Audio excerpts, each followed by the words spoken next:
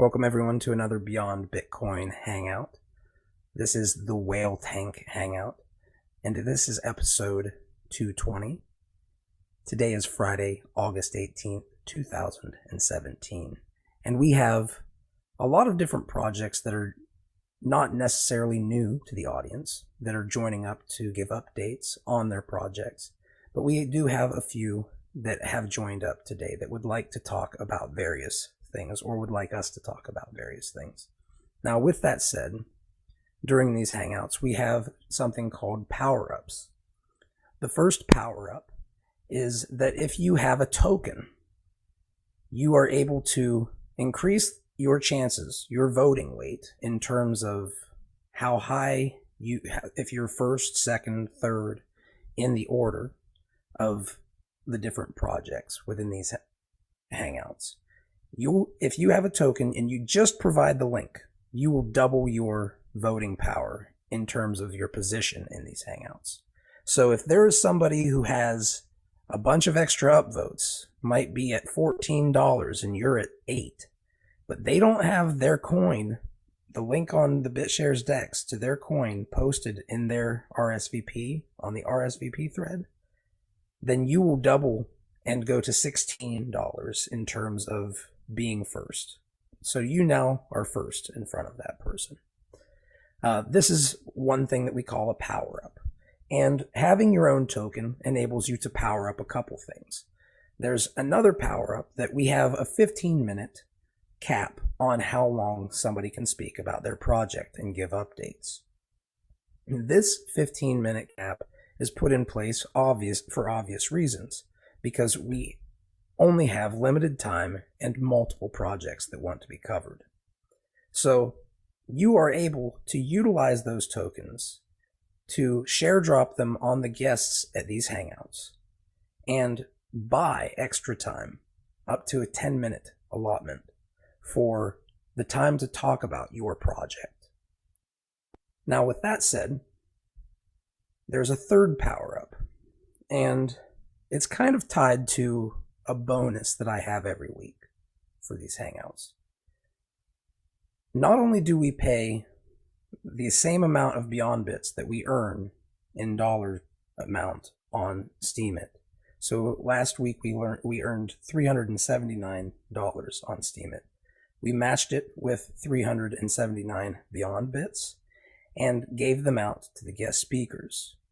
But we have a 1,000 Beyond Bit bonus to my favorite project that joins up every week, out of the ones that join up. And if you believe that you would like to be that favorite project and you were not chosen, you can leverage your token to behind the scenes try to get that 1,000 tokens from me. Now, with that said, obviously if you have a token on the BitShares DEX, this is a very valuable thing for you. And I will say that it is interesting that not many people actually have posted their link. So I wanted to really dig into it and let you guys know one more time.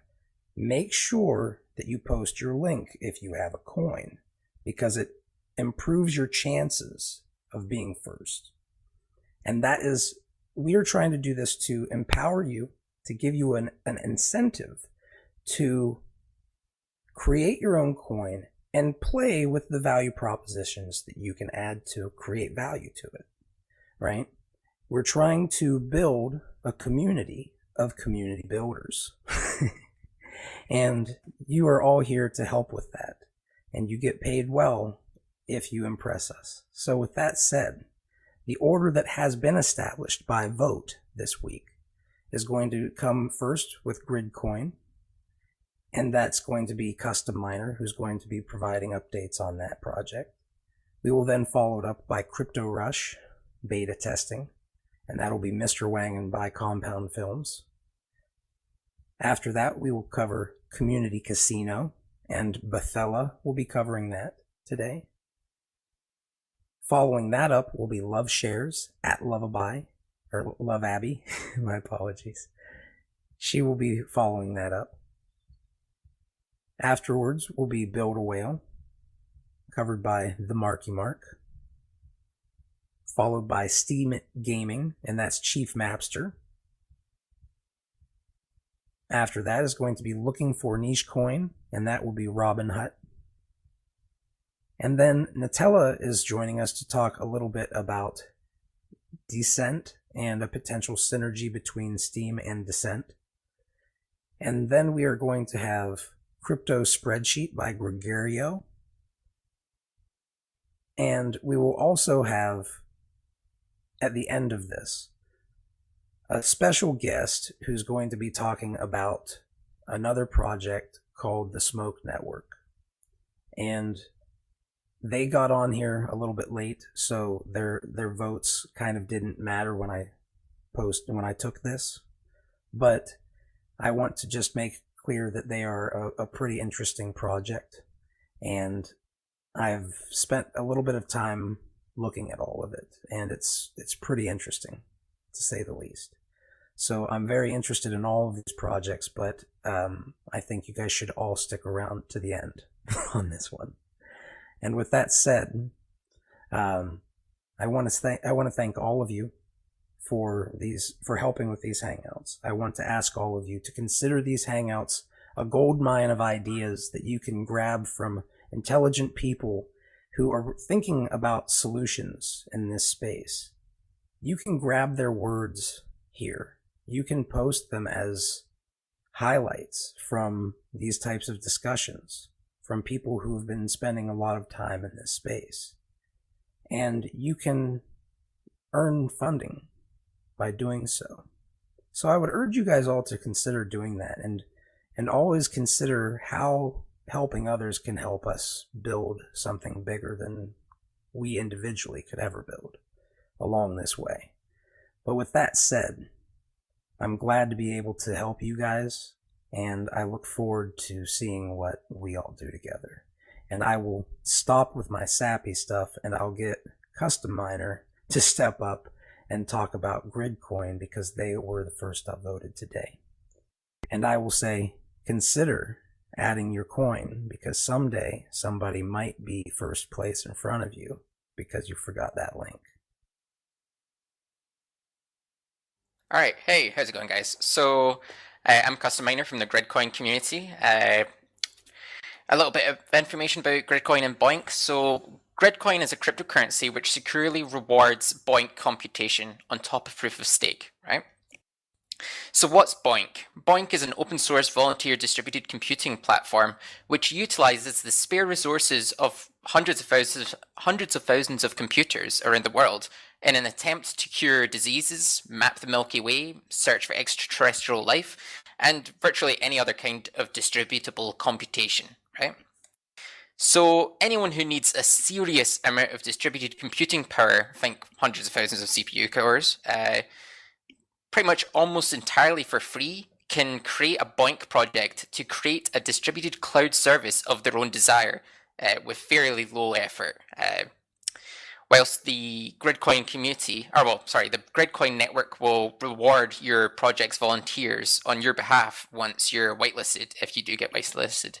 So you get free computing power, and the Gridcoin network will pay your users. So, whereas our competitors will have you pay up front, which is counterintuitive. So I'll be discussing some topics today, a giveaway of Gridcoin, some trading information, some information about the community, development, and that'll be what I'll be talking about. So start off with the giveaway. So I've sent $100 worth of Gridcoin, open.grc, to Fuzzy on the for distribution on the BitShares network. So that'll be for anyone that's attended and anyone that's speaking. So enjoy. Moving on, with regards to trading, so in the last week or two, Gridcoin has been trading at approximately 3 cents USD, slightly under at the moment, but that seems to be our floor. Gridcoin is currently listed as rank 41 on CoinGecko, and when you filter CoinMarketCap by non-pre-mined / non-mineable, Gridcoin is ranked 52nd. With regards to Gridcoin's community, so Team Gridcoin, the Boink team, has now achieved the first place ranking for all-time historical Boink computation. So it's taken Team Gridcoin approximately 3 years to catch up to the last 2 decades of completed Boink computation. So, we're a massive team and we're crunching, several orders of magnitude more than, some of the teams in the top 10. So we're quite big, despite the low market cap. So, likewise, we've also increased our Formula Boink ranking significantly. We're way ahead in the lead, so it's pretty good. Despite our slightly reduced market cap, we're continuing to observe a growing user base within the Telegram, Slack, and Steemit communities. It's great to see new users constantly, both investors and crunchers, people that have been crunching Boink for over a decade, coming along and being like, oh, this is cool, whatever. We've also got a new chat room on WeChat for the Chinese community. Do please join that if you know Chinese or if you want to interact with our Chinese counterparts. It's pretty cool to see them getting active. In other news with regards to the community, the 2017 Boink Workshop has been announced. This is going to be held in Paris at the Institute for Astrophysics. It's held on September the 6th, 7th, and 8th. So it's being attended by many key Boink members, people that run Boink projects. It'll be incredibly valuable for the community and for Boink's future development. So I'll be attending that. If anyone else wants to attend, it'll be cool to see you there. And we have also continued holding our Gridcoin community hangouts on a fortnightly basis. This is inspired by Fuzzy and the Beyond Bitcoin hangouts, and I think we're coming up to a year since we began doing them. So it's our 37th hangout. It's on the 19th of August, aka tomorrow, at 9 p.m. British Summer Time. So compare your time zone with the link in my RSVP post, and the RSVP thread itself still needs to be created, so don't worry about the post not existing. Moving on to some development news. So let's straight out the bat, let's talk about some security issues that were raised. So a team of security researchers published a paper on the security of Gridcoin, and it was presented at the WOOT 2017 Ucenix workshop on offensive technologies several days ago. So just some background. So there was a slight breakdown in communication, which led to the security researchers publishing the paper without the full development team's awareness of the issues they'd found, right? So they kind of kept to themselves to a certain degree. So we're changing the official website to improve the ease of reporting security issues so that, there isn't a breakdown in communication in the future, and we'll better handle these scenarios in the future. So the issues mentioned are they demonstrated the ability to steal Boink rewards. Basically, someone is crunching a certain amount of Boink work, and they were able to direct the rewards to themselves. So this vulnerability was discovered separately by one of our own developers and patched prior to the release of this paper. So it's not an issue in production at the moment, so you don't have to worry about that. The second issue they raised was the hijacking of beacons. Beacon is a user's registration transaction that confirms that they are the owner of a Boink identity, right? So we have reduced the ease of performing this attack in several of the recent leisure updates before this paper was released. The attacker does still have a small window of opportunity to steal a beacon. However, it's only when your beacon expires. So it's once every 6 months, and we hopefully plan to eliminate the need for beacons in the first place. So hopefully we can just bypass this, attack vector entirely by removing beacons potentially in the future. The third issue, which is actually the most long-standing, probably the worst to a certain degree, is the ability to extract users' email addresses from the blockchain. So unfortunately, this is still present to a certain degree. We hope to remove the poor code in favor of more secure code in the future.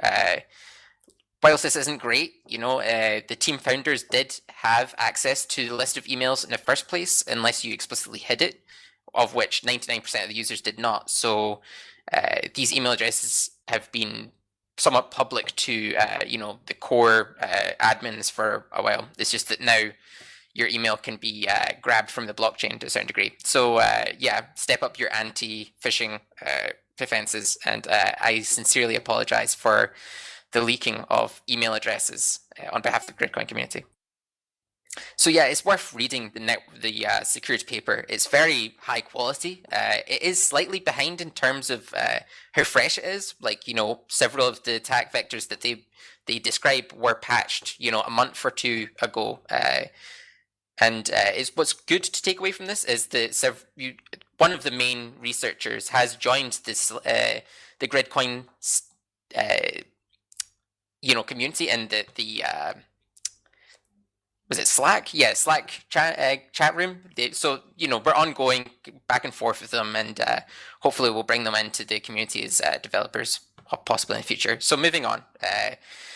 With regards to superblock issues that were mentioned in the last couple hangouts, so basically a superblock in Gridcoin helps track Boink user statistics, which we use to base the reward mechanism upon. So the problem during July was that we encountered several superblock issues which interrupted the reward mechanism. So after several leisure updates in the last month or so, we have significantly improved the stability of the reward mechanism and the superblock generation mechanisms. And we are continuing to investigate additional improvements which will come with a mandatory upgrade in the near future.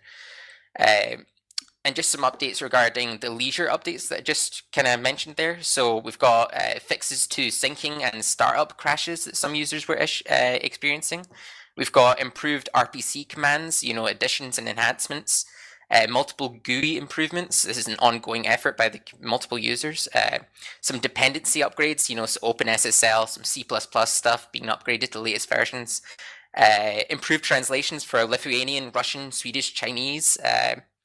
Some overflow protections, some removal of unnecessary code to make the code base clean, and improved thread safety, reduction in CPU utilization, so more computing power goes towards the Boink projects in the first place rather than the Gridcoin client. Likewise, multiple ongoing staking mechanism improvements are being developed, and the ARM builds have been optimized, so it's easier to build the Gridcoin client on ARM devices, like your Odroids and stuff. And finally, the Gridcoin developers are working on new features such as the improved staking mechanism, which is named V8. If anyone's interested in helping out testing this new staking mechanism, please do head into the development channel on Slack and run a testnet node and see if anything goes wrong. We are working on an improved beacon and email security mechanisms regarding the recently published Gridcoin security research papers. We're also working on improved GUI and branding, as well as the introduction of auto tools for improved Gridcoin builds. And finally, the removal of the mandatory team requirement within the Gridcoin network. So that's everything I had to mention today. Some of them are quite important topics. So does anyone have anything to ask regarding, the trading community, the development, or Gridcoin, Boink in general? I did have one question, Custom Miner. Sure. About the process involved that you highlighted when discussing about the security research paper, and that you were discussing that there was actually a change that the community was taking in terms of improving the communications. Could you add any more about that? About either what was problematic and or what was an improvement? Okay, sure. So the main problem was that we had the contact us link on the Gridcoin website directs to the contact@gridcoin.us email.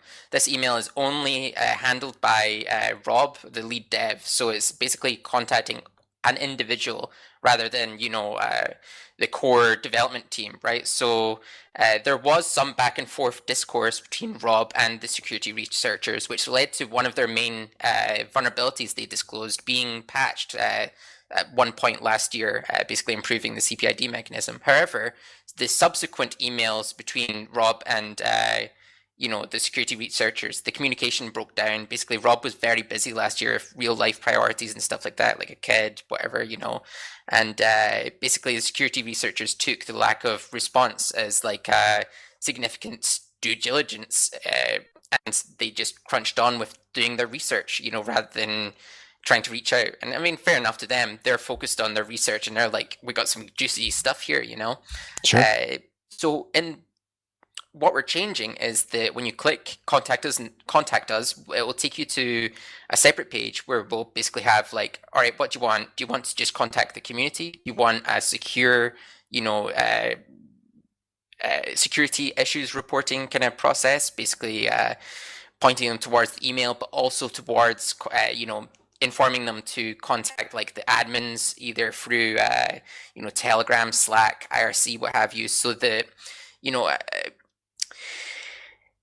had the security researcher reached out on Telegram or Slack, basically, hey, can I talk to an admin? No doubt we would have had a very in-depth conversation with these guys, and the tone would have been different. Currently, if you go on the white paper, it is very much like the developers don't care about security and stuff, and that's certainly not the case. It's just the case that communication broke down between two individuals, and the community at large didn't have the opportunity to get involved, which is unfortunately where the kind of issue arose. That's helpful to know. Thanks. Perfectly stated. Because most times that's what happens. It's a communication error. Certainly. Any other questions? Well, real quick, G Chicken would like you to expand on the removal of mandatory team requirements and what that means to explain it like I'm 5, essentially. So the mandatory team requirement basically means that only Team Gridcoin is eligible for earning rewards, right? Whereas there's over 100,000 Boink teams, right? So by removing the team requirement, we potentially face scaling from, we've got 12,000 registered users in Team Gridcoin with about 3,000 registered on the blockchain, and probably another 3,000 within pools, right? Growing from that to hundreds of thousands of active users and potentially the millions of registered users. So, it's a matter of how do we store 100,000 users in a daily super block? Also, how do we make sure that the calculation of who's owed what, and the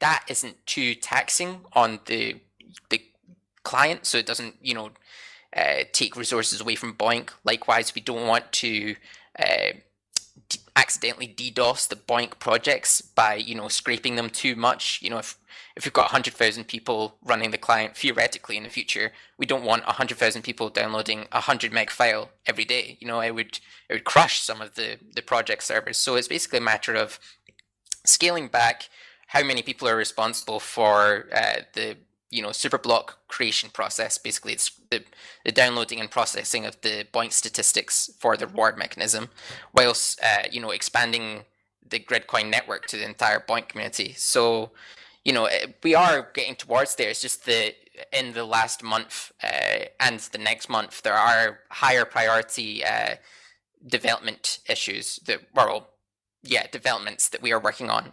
Once a couple mandatories are out the way, upgrades that is, we will be focusing on the scaling and removal of the team requirement.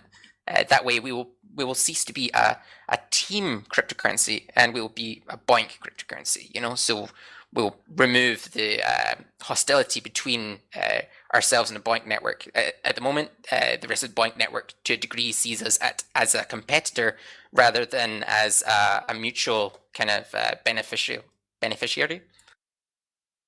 Yeah. But it's largely been because am I correct in saying that it's largely been because you kind of have to start out a little bit more centralized to ensure that things move forward in a reasonably structured way, and where you can deal with the attacks or the any big things that come along, instead of being like a disorganized herd of cats not sure what to do. You have to almost have that kind of process into moving into decentralization of the entire and a protocol being in control of the entire thing, essentially. Is that fair to say? Yeah, to a degree, we have limited our growth, right? But it has given us the ability to work upon improving the client so that, when we do focus on growing to the entire Boink community, we are in a more production ready and secure state, so it that, makes them easier for them to use it. Certainly, we don't want, every single Boink user to run like an old client version or whatever and get put off. We want to have them run the client, and it'll be sleek and perfect and stuff. Yeah. And somebody asked for a URL link for the Boink projects, and I recall you guys have like a bounty page, and you also have a list of whitelisted projects. Do you guys currently have? Thank you. Yeah, I just linked you there. So the whitelist is just basically a voted upon list of projects that the community wants to reward users for, right? So if you create a Boink project, you've got work being distributed and it's secure, like you've got HTTPS enabled and stuff. All you need to do is make a thread in CryptoCoin Talk and basically put a vote up. If you, thus far, projects don't really have a problem getting whitelisted unless they don't have SSL, so free computing power will reward our users, guys, And yeah, the tasks, we've got like over 100 tasks for the community to work on if they're interested. Well, you know what I always like to boil it down into. If no one else has anything, I'll say it, but I'm not going to say it right now. Does anybody have any questions or comments? You have about 2 minutes and 30 seconds.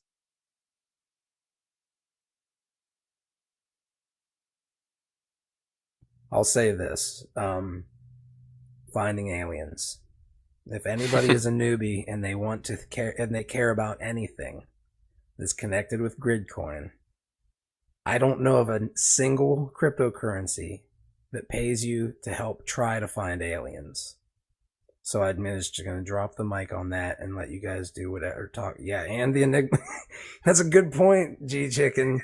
To crack the Enigma codes from World War II is a pretty dang cool project, too. It's actually pretty stunning.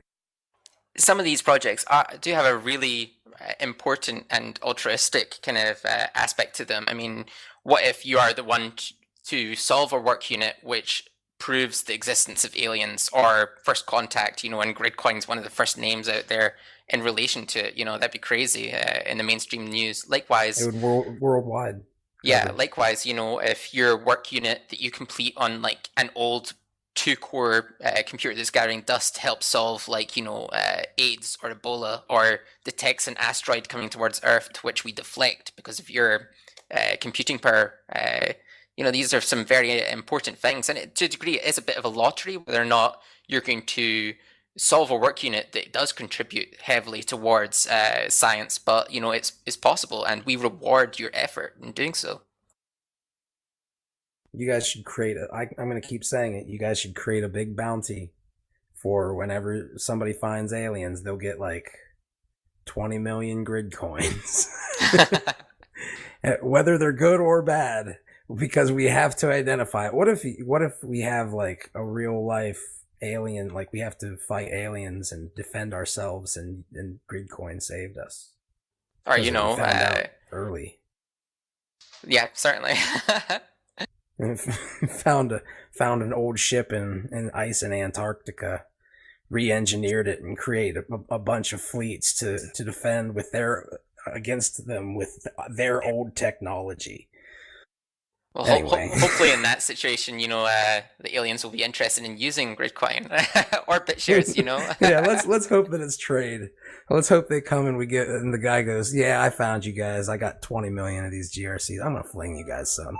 And that is the end. That is the end of your 20 minutes today, man. Thank you very much. How do people reach out to you guys if they would like to talk to you about finding aliens or doing any of the other amazing, cool stuff that they can do with their extra computational resources on their computer and earn grid coins for. Check my RSVP post. Everything I've spoken about today has, detailed links. Check us out on Cryptocurrency Talk, the forum. We've got gridcoin.us, our website. We're on Telegram, WeChat, Slack, Mumble, obviously Discord, everywhere, so we're spread out everywhere. And, everyone's welcome to come and join. Thanks.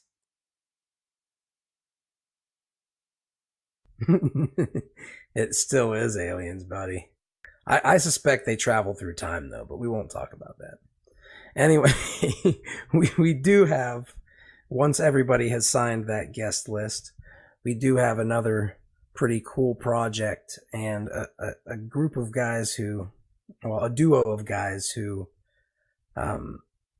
I've been pretty impressed with watching all the stuff they're doing and how stubborn they are too, and making sure that they continue getting up and keeping going on. All right. Well, I think everybody has had the time to do so. If you check that LTM box and you do not have a lifetime membership, unfortunately, I will not send any tokens to you. I will just keep them.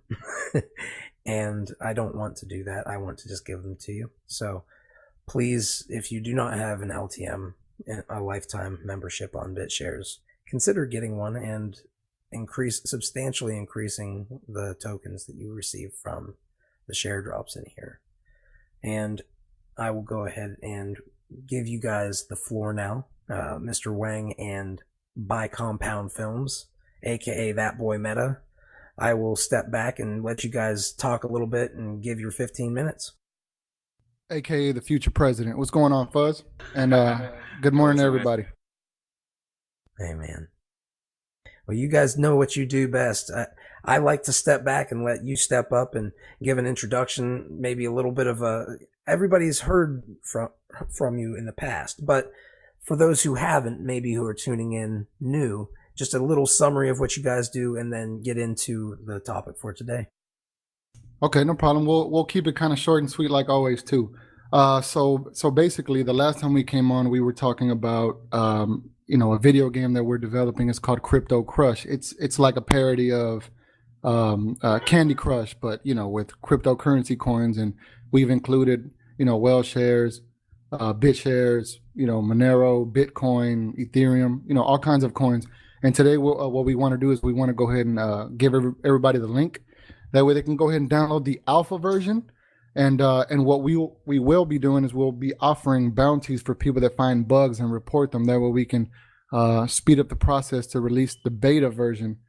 The cool thing is that we'll be open to an opportunity with anybody with a coin that wants to involve their coin in our games, or the cartoon that we're about to put out. We're halfway with the first full-length episode, so that should be coming out ASAP. And I predict that I'd say in about another week or so, we'll have the link to the Amazon store, so you can download the app on your Amazon devices, and also the Apple App Store, and also nice. The cartoon. So you'll definitely enjoy and the cool thing about the cartoon is that the cartoon goes with the game, and I play the voice of Bitcoin, and of course Mr. Wayne, he plays 100 million voices on there. So I can't wait to show that to you. Mr. Wayne, you want to throw anything in there? Yeah, man, it was definitely fun working on that cartoon, and on top of that, we're over here casting, actual talent to play some other voices as well. I've linked.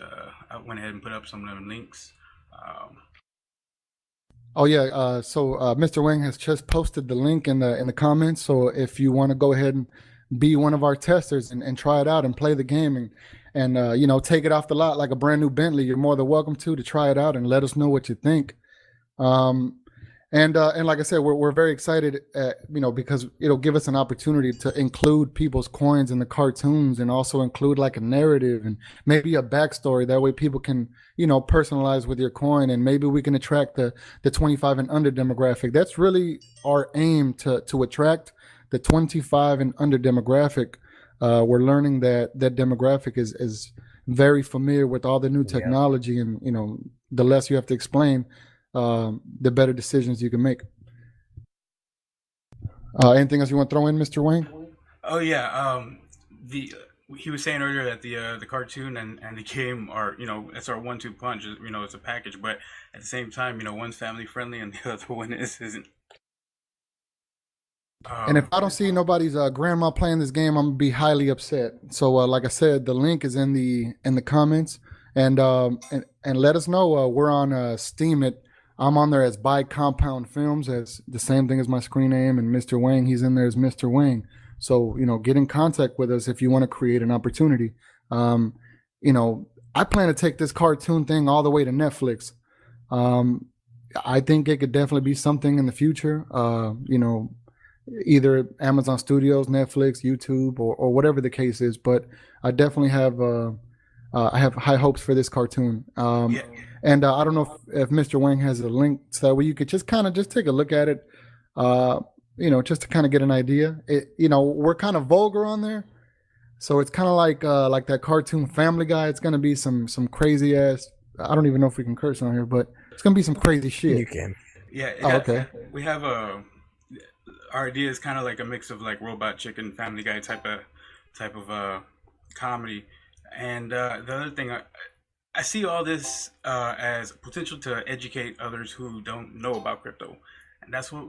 This is like the best opportunity to do so by creating a game that families can play, and then reaching out with the adult humor and stuff like that by using crypto and the information, current events of it, and putting it into a comedy series and putting it out there for people who don't know about any of this to learn about and get curious.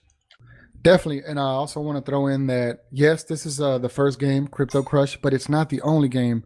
There are 3 other games currently in development, so, like I said, there will be plenty of opportunity, plenty, and I'm just glad to be able to be on a platform like Beyond Bitcoin to tell the whole world, and I can't wait to even use the cartoon and the games to attract, more chains to come in here and let us know about their, about what they're working on, and I just can't wait to tell the world.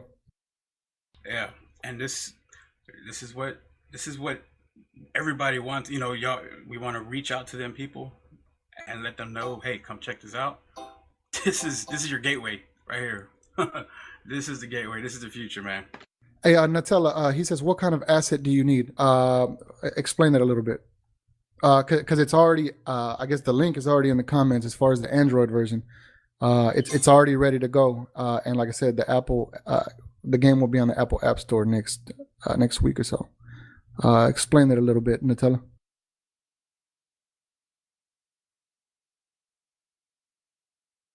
Oh yeah, Fuzzy's gonna be in it. Fuzzy is definitely gonna be in it, for damn sure. And it'll be funny because in the cartoon they live at Coinbase. It's the main characters are Bitcoin, Ethereum, and Litecoin.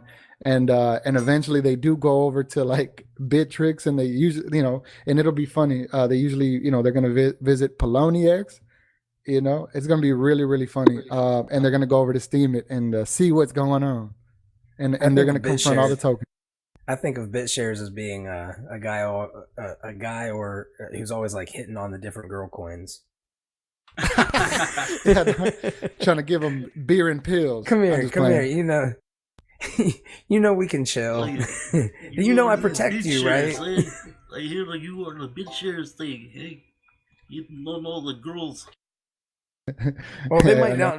They might not. He might not get the girls. They might run away from him because sometimes that's what happens with BitShares. I ain't gonna lie. You got to tell it the way it is, man. They said they run away. Well, we're gonna make WhaleShares look good on there, for damn sure. And everything we're working on. So I just want to see if anybody has any questions. Yeah, Nutella asked. You mentioned opportunity. So what kind of Okay, well, the opportunity is very simple. You contact us, give us something of value, and we give you something of major value in return. And that is, an opportunity to participate in the game and the cartoon, and put it in front of a big audience. Because on YouTube, a little over 4,000 subscribers. I have a connection with Netflix. So like I said, I'm glad to have brought this here to be able to, invite those that want to create an opportunity. And then, hey, let's go to the moon, like Tesla. Well, I think what's amazing and what the opportunity is here with some of these other chains that are going to be popping up, like even things like the Smoke Network. I mean, imagine if your content, some of it goes on that network too. So now you're able to make from all these different networks.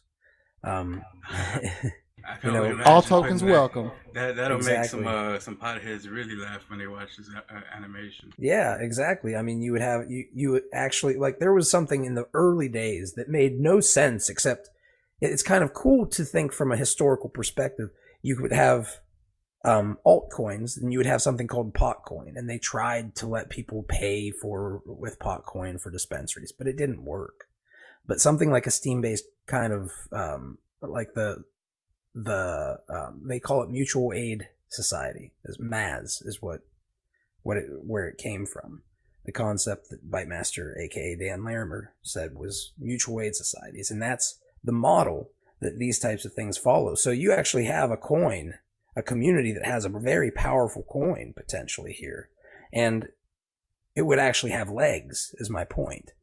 It connects to dispensaries, and now you have a coin on a talk show. I mean, on a little cartoon show that's humorous, and for just like the over 18 crowd, you know what I mean? The people who are allowed investing in cryptocurrencies anyway, right? Yeah. But it's kind of a very interesting thing to think about, though, to put those coins in there and to have like a representative of the community, like a Rasta hippie or something, Oh yeah, Right. and also I wanna throw this in there because I know I didn't mention it. Now, Smoke is gonna be Smoke. You'll definitely get a feature because I got Smoke on the Open Legend. Thank you.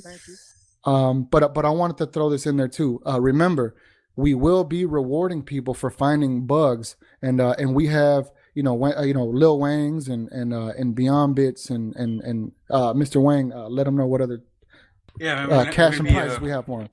we're gonna be offering, bounties for any bugs that you find that you can report to us, or just even participating. We're gonna be offering little wings, wing change, beyond bits, well shares. Just we want to, reward you guys for, helping us finish this product and getting it, uh, just perfect, to put out there. Oh yeah, let me throw this in there real quick, Mr. Wang. And not only are we going to reward people for finding bugs, we're going to reward people that want to contribute. Hey, we need background music. Hey, if anybody has, can help us create like sets, like backgrounds. You know what I'm saying? Like to help, like maybe kind of do some cool things for Coinbase, or can someone design, a background for when the coins visit Steam it, or just that's what he wanted. anything. That's what Nutella was asking about. Literally anything. Everybody has like, if you might be somebody who makes bracelets that look pretty damn good, and they have beads that are customized. You could have something that you like doing that adds value, organic value. Yeah, definitely. That's what we want to do. We want to feature feature you guys, give you guys a chance to shine in this. And if we run out of tokens, don't worry, we'll send you turkeys to your house on Christmas and Thanksgiving. You got a turkey farm. You keep leveraging that, buddy. It is capital, I'm telling you. One of these days, turkeys are going to be a currency. Oh, turkey coin. Definitely. And shout out to I don't know how to say his name. It's Vib. What is it? I guess the graphics guy. Vivver? How do you say it? I call it Vibver, but I don't know if that's what it is. I'm gonna call him Vib. Like I said, they said you do great, graphic design work, and you're more than welcome to showcase skill to the whole world. Well, I look forward to seeing all that stuff, guys. Your bounties and all of the. Are you guys going to be posting these bounties to Steam, or is it going to be a website, or is it going to be both? How do people get to those bounties? Mr. Wayne, go ahead and let them know. Well, as of right now, yeah, we're going to be posting the opportunities and, of course, the link to download the game.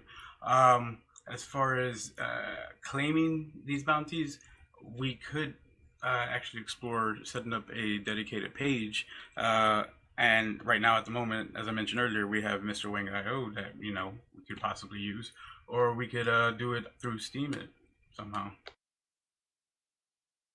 What we could do is we'll do it through Steemit. We'll be posting things, and I know a lot of people in here follow me, and a lot of people in here follow Mr. Wang. And if not, then go ahead and press that follow button now. We'll be posting stuff, and then ultimately, I'd say in about a week or so, we'll go ahead and we'll do something like cryptocartoon.com or something like that, and we'll make it real easier. The one thing though that we need to consider is somebody who does find a bounty that reports it. We don't want somebody else to come around and say they found it. So we have to figure out some sort of method of communication, I guess, so we can. Yeah, or just or post a screenshot link, but definitely do follow us, and hit us up on on Discord or Steemit, and like I said, we'll definitely get you your reward. Any other questions in here? He said turkey bounty. Man, there's so many good ideas that when you think about it, people joke about it and we laugh, but there's a coin with a dog face on it, and it's worth a lot of money, guys. So you take it as you will, but I will just say, it's an important thing for us to probably remember that these coins can have a lot of value to people, even though we joke about it. Maybe perhaps because we joke about it. But I guess you really have covered it today. We're about 10 seconds out. And I don't know if you guys have anything that you feel like you have missed, but obviously you will have the opportunity at this point in time to share drop on the guest list if you guys want more time. But if you don't need more time, that's up to you guys as well. However, if you've already covered, how to reach out to you. So that's pretty much what I ask everybody to close it off with. So I guess with that, we'll just leave it with, do you need more time for today? No, that's pretty much it. We like to keep it short and sweet like a Jolly Rancher. And we look forward to, having a lot of testers for this game. And like I said, Philosopher Stoned, hit us up on the Steam and we'll find a way to communicate. We'll send you the phone number, and then you could call us up like a 1-900 line. We'll get you taken care of, I think it would be cool for us to do community, woohoo, you did a good job. You know what I mean? To put it into the game, just joking ones, all of the people in here, maybe, just have a day where or during the after party where we do something like that.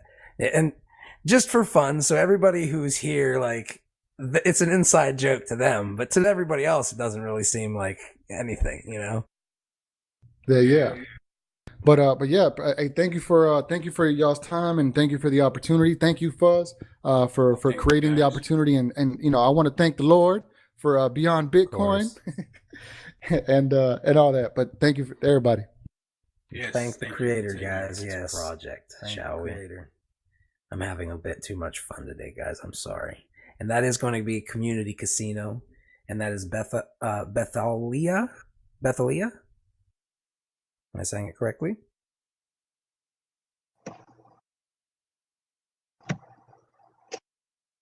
We can't hear you, Beth.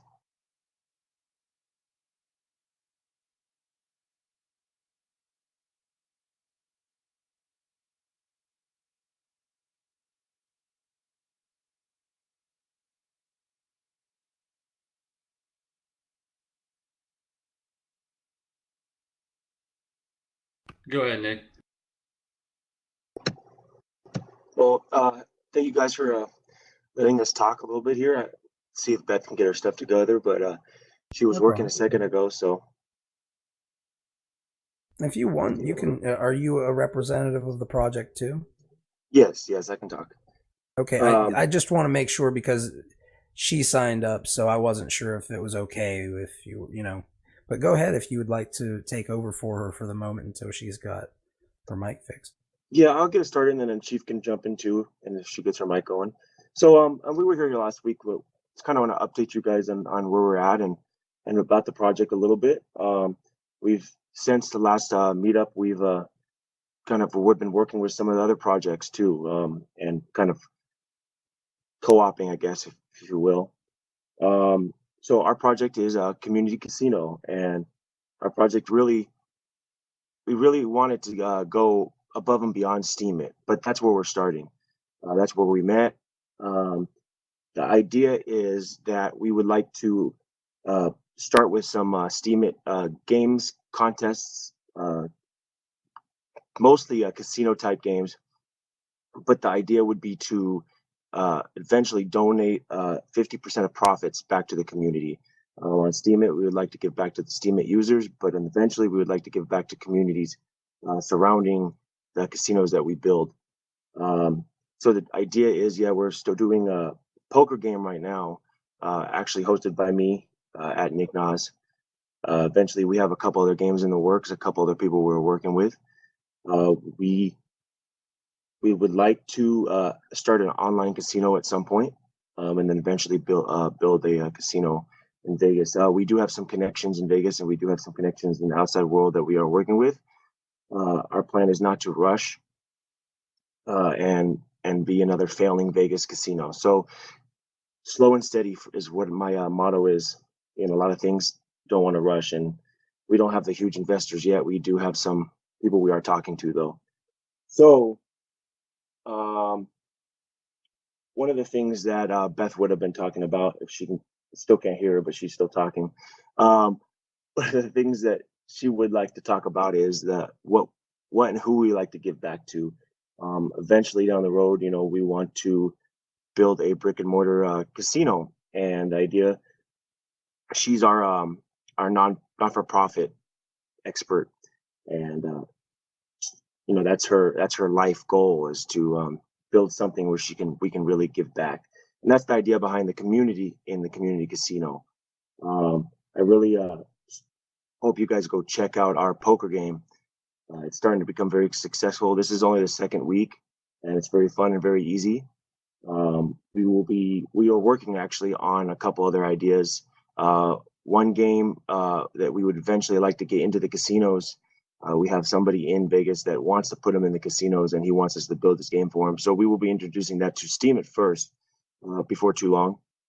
We are also in the talks with some other sports gaming type people who want to do some kind of sport betting and stuff on Steam It. And that's the nice thing about it being decentralized. We don't have anybody really, we have to watch out for, but it'll be all legal anyways. Chief, did you want to bring anything up? Yeah, a couple of different things I touched on him. His weekly game plays poker, revealing whole cards. It kind of teaches it in a fun way. It's sponsored by Voice Shares as well. They actually featured us yesterday on their talk show, which is kind of cool. And they have a great message. If you haven't heard of Voice Shares, you definitely want to check them out. We also, one thing he missed talking about, we also do have a online casino we are playing on. It was developed by a fellow Steamian at Tuck. It's called buckstacks.com. It's used for the Steam Poker League. So right now we have a bunch of tournaments. We just had our second community casino weekly tournament, 20 SBD yesterday. We had 22 people, and I've been sponsoring that since week one, but we just switched it over to community casino, and then so we have that. We can actually go on right now and play an online game. You can play for free, and you can win cryptocurrency. So the goal is to use that. Tuck's a good friend, and partner with him to grow. He's building. He can't really talk too much more about building a competitor site, but we're gonna try to help everybody and kind of incorporate everybody. The one thing about People Poker, which is a game he's talking about in Vegas, one of my good friends, he's about 75. He owns 2 places in the Palms place and has some connections in the Palms Casino. So we've been working for a year to get this game into the casino. It's actually a game based off numerology and astrology, based off your birthday. And it's a game where you can go play in the casino and you won't waste your money. You actually learn stuff about your life, who you should partner with in your life purposes. So we're trying to build community games that you can play in a casino, have fun, and learn about yourself. with the ultimate goal of switching Vegas from a negative place, all that negative energy, to a positive place, a love wins place, and use all that positive energy to inspire the world. Because if we can save Vegas, we can save anywhere, and that's it. Yeah, we want to bring up. We're working with voice shares now too, all because of thanks to Fuzzy. We really appreciate the this opportunity to bring these projects up for sure, and the networking that's coming along with it. We also want to talk about the Mark and his witness run, as well as Build a Well too. I mean, he'll be talking later, but we've been working with him, and it's an amazing project. So make sure you guys listen to that, and just thank you guys for your support. I mean, check us out. If you guys have anything to offer, like Fuzzy was saying a second ago, we would like to talk about that some more for sure. Yeah, that's one thing I was going to bring up. We kind of forget to talk about. It's the coin that I've been talking to you, Fuzzy, about, called Points. So Points is spelled POINTS, or point, but basically it's going to be a cross-platform token. So we can use it for the community casino. We can use it online and also in brick and mortar. We can also, it's supposed to be going to be used for the beat battle leagues and different community leagues on here. So when you get rankings in different of these competitions, you get points, and the points actually matter. They're actually a cryptocurrency. We're also going to be using points to give to other social media influencers and other networks like YouTubers, stuff like that, to give points away and do contests on their platforms to get people introduced to Steam It. To cryptocurrency, and because points is tied to a Steam It hopefully based token, they'll know about Steam It. So that is the goal with points. That's the token we're trying to get. We can use points for probably like 6 projects, so we need to get that going now. But that's something we need help with you. We've been talking with JP too, but obviously you two are very close, so we definitely need help with that. Yeah, is there anybody that has any questions? Last week there was some questions and stuff, but Is there any way you guys hear me? Perfect. Yep, you're there. Hey. Hello. Sorry. Why don't you tell us about the not for profit and kind of basically a little spiel. Okay, so my background is in nonprofit. That's pretty much been my only job since I was a kid. So that's what I bring to this team is my knowledge of how to work that whole situation, and that's going to be really our focus in community casino. Yeah, it's interesting. So right now, I don't know if you guys talked about voice shares at all, but that and Build a Whale are our biggest partners. Is everything cool? I thought I heard something. Anyway, yeah. So since last week, our community has grown exponentially for sure.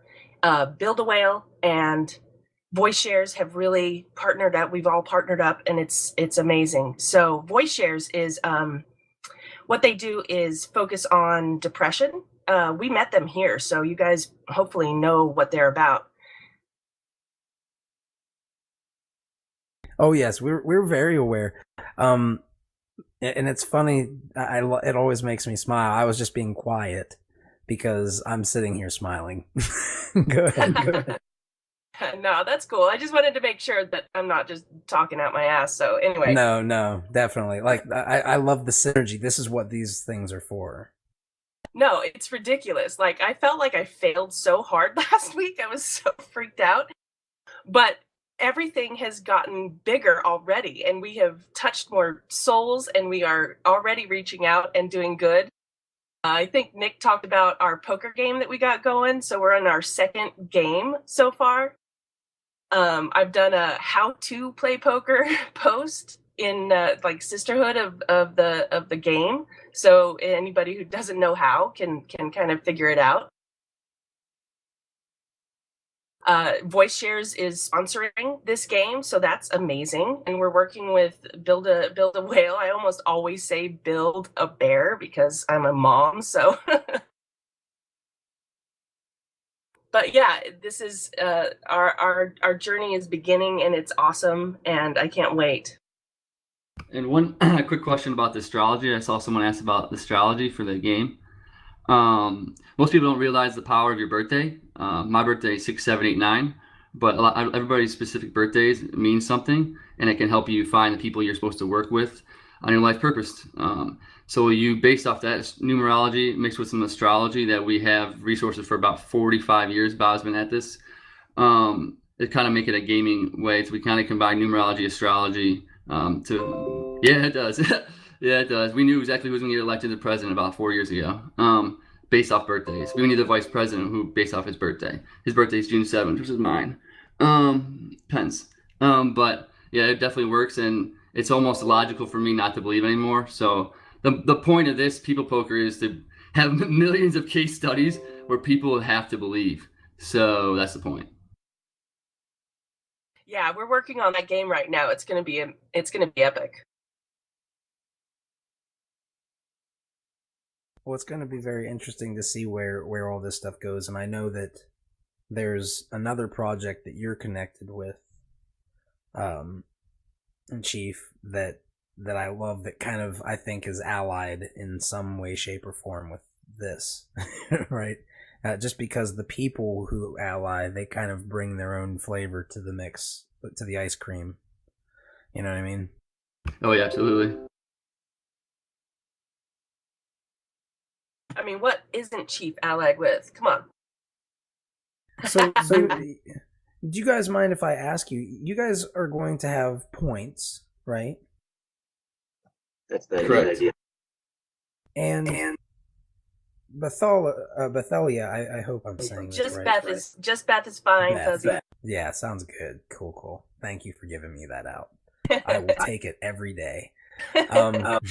Beth, so how do you guys deal with the aspects of nonprofit with this type of stuff and with the tokenization of it? Have you looked into any of this stuff and seen if it's different, or how different it is on, with respect to a nonprofit?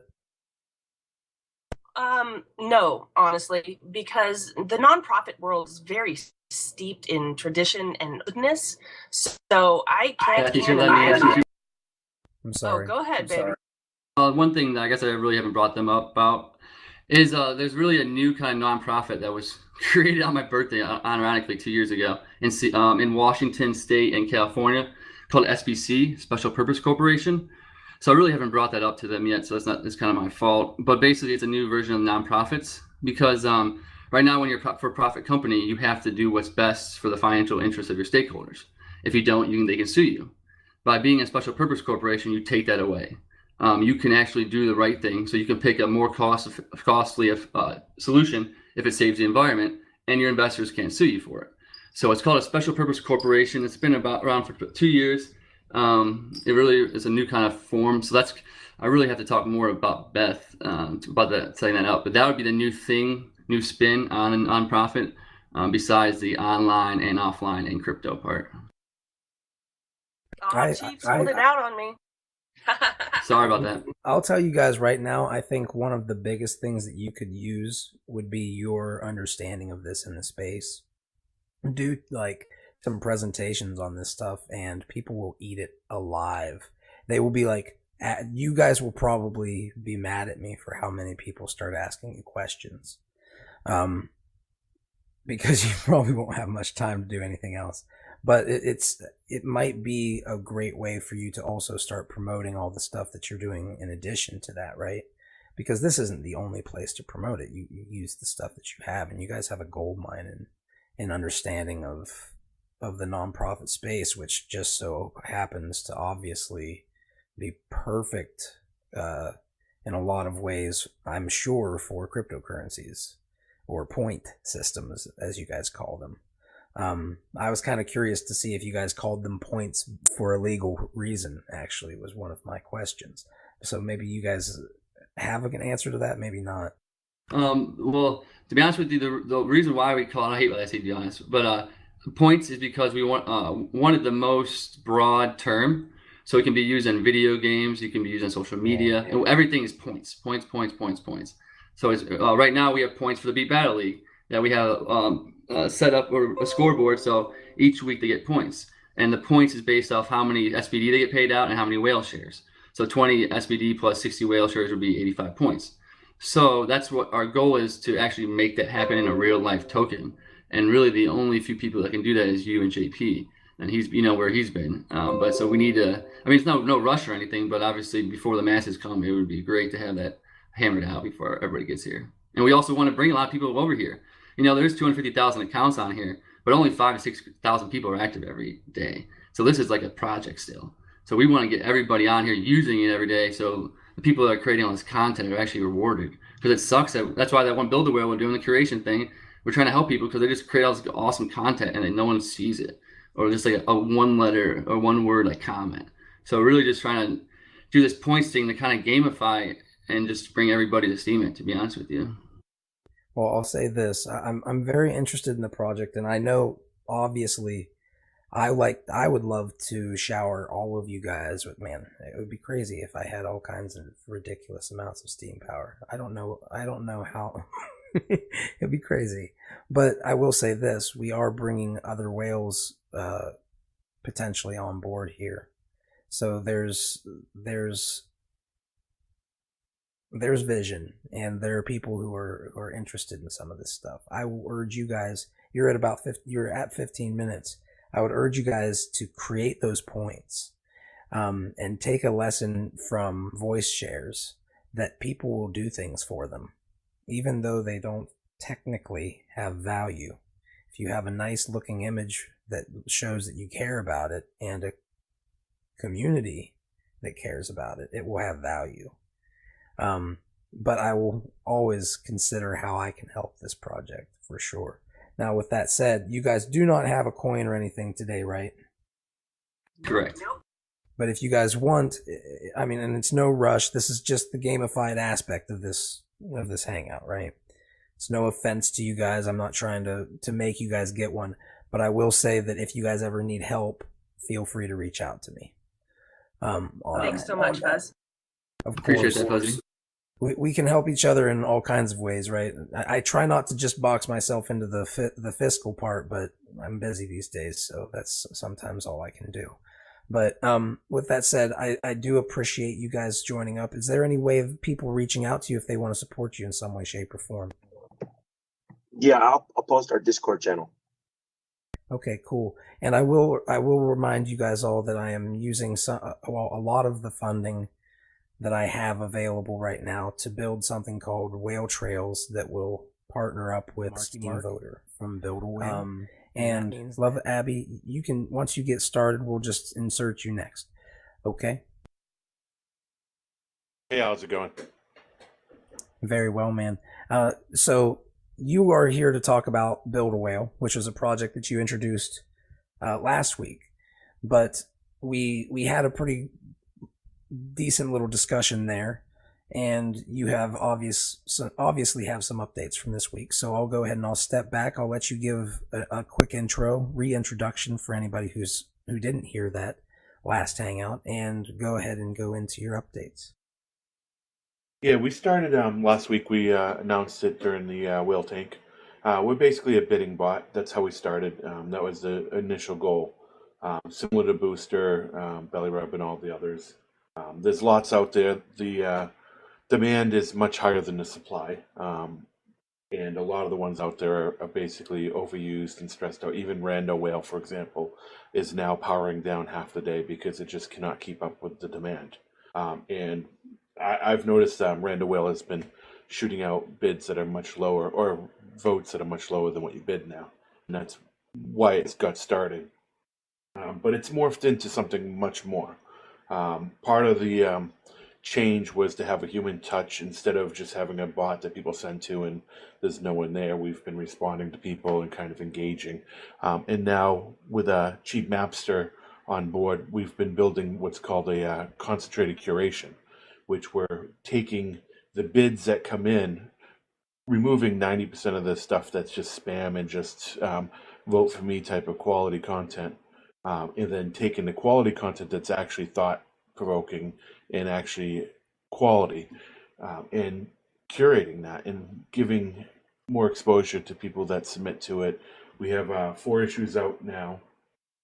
We have a few posts describing what it's about. And I think some of these links are for it. No, but I'll post a link in here for our introduction post that talks about what the concentrated curation is and what the digest is going to be about. But so far we've been getting a lot of good feedback. Some of the posts have about 130 upvotes, all organic. A certain percentage of them aren't, but a majority of them are organic votes saying, "Hey, we love this project. We want to be featured," or thanks for being out there and getting us featured. So we've been featuring 5 new people each day. Is Chief Mapster unmuted too? Yeah, I'm here, buddy. Okay, I'll let him talk about some of that stuff when we get there. But right now, we're basically trying to build the curation part of it aspect and make that a strong part of the service.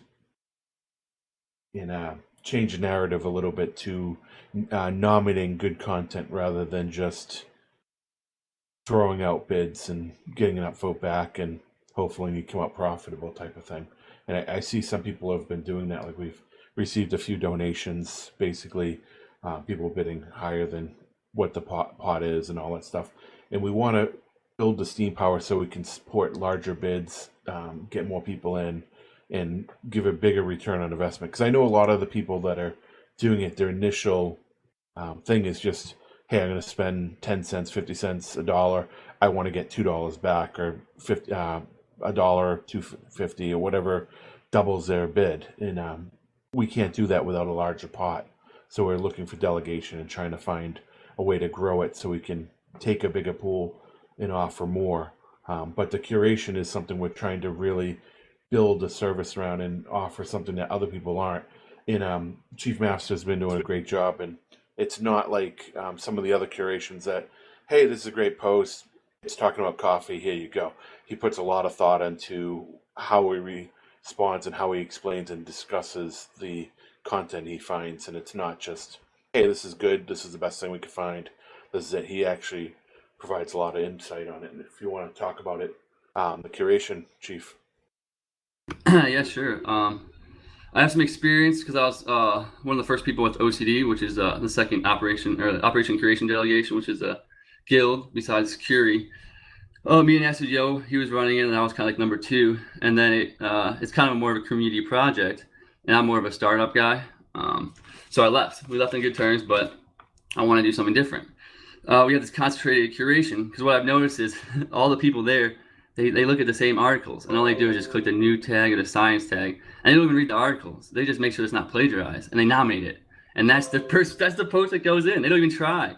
So the one thing I was like, okay, maybe Curie's more professional. Not kind of. They have so many different restrictions. You can barely nominate it. And to be a curator, you have to have a recommended curator come to you. So I went to the top dude that told him about concentrated curation. He didn't want to do it, so he told him I'm gonna go build my own.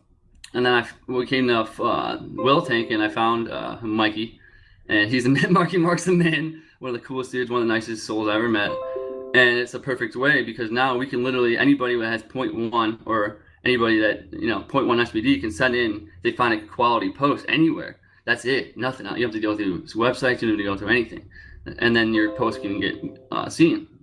Because the one thing that it's all about, they're all looking at the same lot and they're wasting time. So what I just do is we just go to the transfer list of the Build the Whale and just chop it down. We have like a team of curated leaders.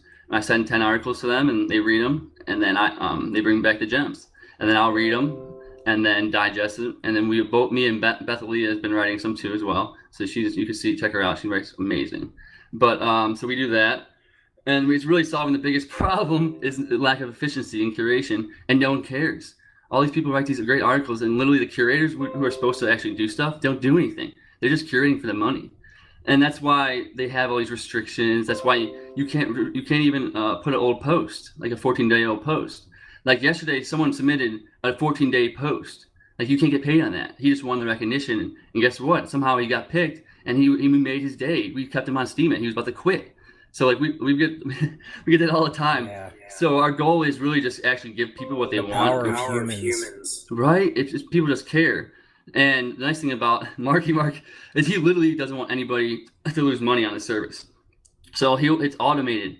And he just started doing this 4 weeks ago. And it's already better tech than everybody else there. And what he does is literally he'll wake up in the middle of the night with an hour left to make sure no one get all their value. The dude wakes up in the middle of the night to check out automated service. No one cares. All the other ones they just make money. What? I always try to think of how you can monetize it and make it something that's extra valuable, right?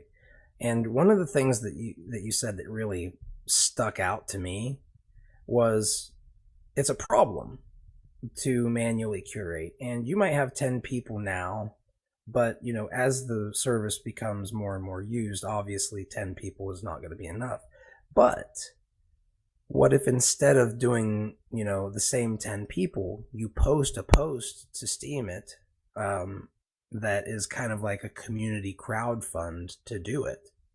And anybody can join in and help out if, maybe if they reach certain, maybe you have tokens that you distribute or something and it enables them to participate. Or different things like that. And you take the funds from upvotes from that post where the community has been really engaged, and it shows the whales visibly how engaged the community was around it, and makes them more incentivized to upvote you, right? Kind of create that kind of cycle, and it might be a lot more scalable too in terms of, right? Like, do you see what I'm talking about? Like, you have people who kind of just like, boom, here's a competition, essentially, kind of like what we do. Yeah, boom. And that's one thing is the nice thing about this is once we get some more VP, we can kind of use that VP to reward comments and stuff like that. But the one nice thing that I kind of want to touch on is the concentrated curations. Like right now, we just have 5 posts, just a general one. But we actually are going to come out with, it's called concentrations. So like the tech will have one, crypto will have one, art will have one, basically every tag will have one, and they'll have their own daily digest. So that will be coming out, because like right now we have too many to curate, we don't have enough. So that'll be coming out soon. The nice thing about Marky is he's a G at doing bots. So what he can do is he's actually going to create a bot that scans the transfer list, and then by the tag it's in, redirect it to the curator that's in charge of that concentration. So all the music tags will go to the music person in charge of it. All the gaming tags will go to that. So the human elements, just to make sure that we give the freaking great feedback that they really want, like the 5 paragraphs, the real if you look at the real shit they really want, and make them cry and stuff like that. That's what they want. So that's why we're kind of combining bot and human to make one big thing, and that's why we really think we're going to be bigger than Curie and Random Whale combined, because we're doing both of their things better, solving problems that they both have. We're going to be long-term sustainable, and we're bringing a lot of good. And we're not focused on curation, which is what the curation rewards, which is what Curie's focused on. That's why they have all those guidelines. We want everybody. We want old posts to get in there because we don't care about that. We just want to make sure the people see it, because me personally, same with Mark, we write some sweet-ass articles and no one sees them. And like literally, like sometimes I tear up in my articles and no one sees them. But so we empathize, and we want to make sure it doesn't happen to anybody else. So that's what we need more. We don't need it, but to grow faster, we need to secure more voting power. We got investment from my business partner offline for the next wave, but that was about just to double our voting power. We really would like to get where Acid Yo is, about 350,000, because the dude's a good dude, but he got $350,000 for a community project. We're a community project and a business that are doing way more good. So I think that we just need to find the right person. And if we don't, we'll just go offline and get someone that has more money than everybody out here combined and get it to fund us. So we're not really worried about it. We just want to make sure everybody knows we're not just a bot, Yeah, I always try to think of these things in terms, like, I see puzzle pieces that float in front of my face when we're having these hangouts. So I try to like put puzzle pieces together, and maybe they don't fit, but I try to, essentially. And whenever you guys are talking about this, I think of a few things that I know of that, if you're doing better than them, do they have a lot of steam power behind them? Maybe they would maybe some of them will not, I assure you, but maybe some of them will want to work with you and might say, this does what we wanted to do, only better in this way. And they might even give you feedback. Well, we tried this part and it doesn't work like you would think. You never know what you're going to learn, but it's worth reaching out. Have you guys considered reaching out to some of these projects and kind of like asking them if they're interested in sponsoring? Because that right there seems to me like one of the best strategies, or one of maybe the paths of least resistance. Yeah, we're thinking about we have a few people that we're trying to reach out to. The difficulty is everything's public blockchain, so you can't private message somebody. So you kind of have to get to the point in a small memo field, and it gets lost in the transfers list. Not everyone's on Steam at chat. So we've been trying to reach out to some people to try to work something out. I know there's a lot of people that are sitting on voting power that's not doing anything that could help. Yeah, that's a very good call. I mean, and I will say this. I will always urge you guys to sit and think about how could we use a token for something like this. We do actually have something in mind.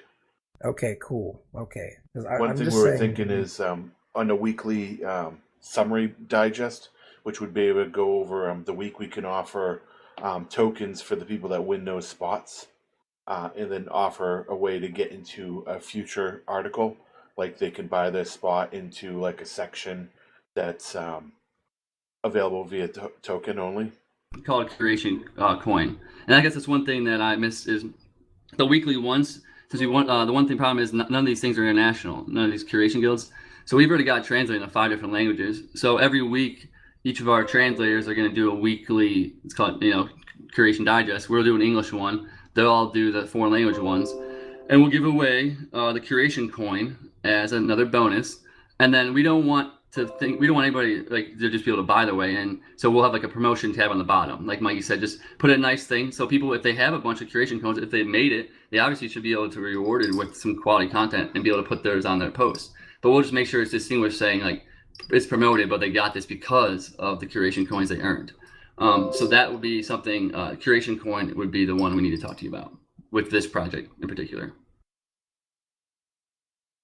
Yeah, well, the one thing that I have kind of created as a rule is that I will not delegate away because I already have these tokens.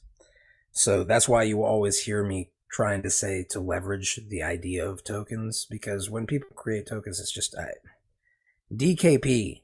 That's all I'm going to say. Look it up on Wikipedia because I've talked about it multiple times, and I could I could take all your time, the time that you guys have allotted talking about it. But I'm glad to hear that you guys are thinking about this stuff, and I have ideas on it. If you guys are ever interested, I'm glad to sit down with you and talk to you throughout the week. But if there's anything that you guys would like to finish up on today, you have about 45 seconds left. So feel free to do so, or if you have tokens that you guys would like to drop on the guest list today to get an extra 5 minutes, feel free to let us know now. Does anyone have any questions? I'm going to drop our Discord channel, that if anyone wants to join in the discussion or have any questions or whatnot.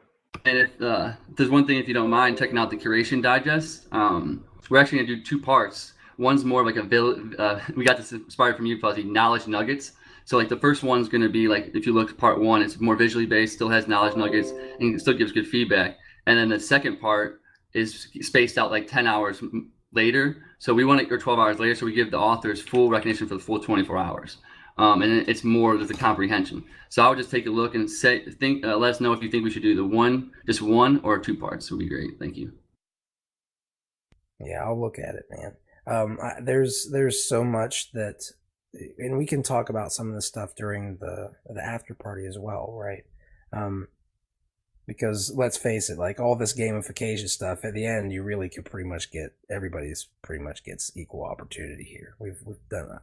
I'm proud of what we've accomplished, but it's very heartening to see that we have all these pieces that we could put together, and you guys are doing some dang good stuff. I'm glad to see that you're forming a community and realizing what everybody needs to realize, which is that together we are creating exponential value.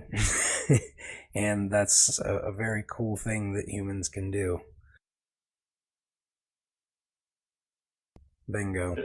And I just want to thank a few people, is Nick Noss for making some of the images. He made the newspaper that we feature in the Curate Digest. A lot of the translators like Denny Elk and Don't Stop Me Meow has been good. Ackwolf and Beth has been doing some of the curation. Chief Maps, of course. Steam Power Picks have offered a lot of advice and has been a good friend through this and whatnot. Can I make one quick point? Sure. Unfortunately, We're out of time, buddy. Yeah, we're out of time. Unfortunately, I hate to do that, but unfortunately, I have to be the game master. The chess is locked for Light this drop. week. Wait until it starts glowing next week, and you can RSVP for it to glow, for us to send you a key to join the Steam It gaming community that he's building. That is far more than just gaming, of course, but I'll let him get into that instead of myself. Thank you for signing up to talk about it today. Yeah, and actually I was kind of hesitant because we were talking to the team. There's only one guy that's been working with me for like 5 years, and we kind of didn't know if this is the right time just because we didn't want to ruin Steam developers and all that stuff, and we want to make sure everybody wins. But it really seems like it is the time to do it right now. We just need because it can't be business as a first game. It has to be something else. So that's why I'm actually talking to Mark is maybe like productivity as a first game or something that's more Steam It related that everybody can use. We do. Nick Noss has made one. If Nick, you want to put a link. But so basically, for Steam It gaming, all the grades like you learn in school, those are levels. And the goal is eventually that people can go as fast as they want through the levels. Because we know that people learn at different ages. I probably would have been through school really fast, but I just stayed. But sometimes people learn faster, some people learn slower. So we don't want to make people learn fast. So we're trying to work that element into the first game. But that's once we figure out all the bugs, that's going to be our ultimate goal. So people will post. One thing we're going to post is like a comment game. So we'll post a nice article. They'll read, and they'll comment the best response to the question at the bottom. They'll have to critically read the article, and then the best responses will be voted on just on a voting scale, just like you do, Fuzzy, with the response. For the placements for speaking. So we'll use that same scale. That's where Build a Whale comes in. We can once we get the VP out there, we can just use Build a Whale to do that. Or the goal is to actually just use the points, the token, to do that. But that's the one thing we need to get this points going. But the games would be taught through that way, or you can actually be a curation game, which we'll find make a quick question about maybe find what's the difference between this or that, like marketing and branding, and they can go out into the Steam community and find an article that best describes this and leave a comment. And in the comment would be a tag for Steam and Gaming, and then all the responses would be graded. That's kind of the one thing we're missing is a developer that can make a chain BB type thing where all the tags can just be easily seen, so we can find the articles. And that way, it rewards the people, the learners, the students, we call them learners, that find these awesome articles, and it also rewards people who create the articles. And then the last one would be we would post a quick question about efficiency or maybe what your daily routine is, and then the people would post their own daily routine, and other learners would comment on it, try to give advice or maybe recommendations, and that way we would grade those responses because it shows that they obviously critically think about their information because they're applying it to other things. But the whole really goal thing is just the gamified learning. People are afraid to learn. It makes them uncomfortable. That's why they are programmed and then they shut down whenever you talk about new subjects because it makes them feel uncomfortable. So one thing that's like Fuzzy talked about last time or 2 weeks ago is when you're in a video game, you're not afraid of anything. You can literally do whatever you want. You can fly, you can do that, and the people aren't afraid. So if we bring that element, it's because your brain's in a certain state. It's subconscious and conscious. But it unlocks something that you don't have the fear of fear.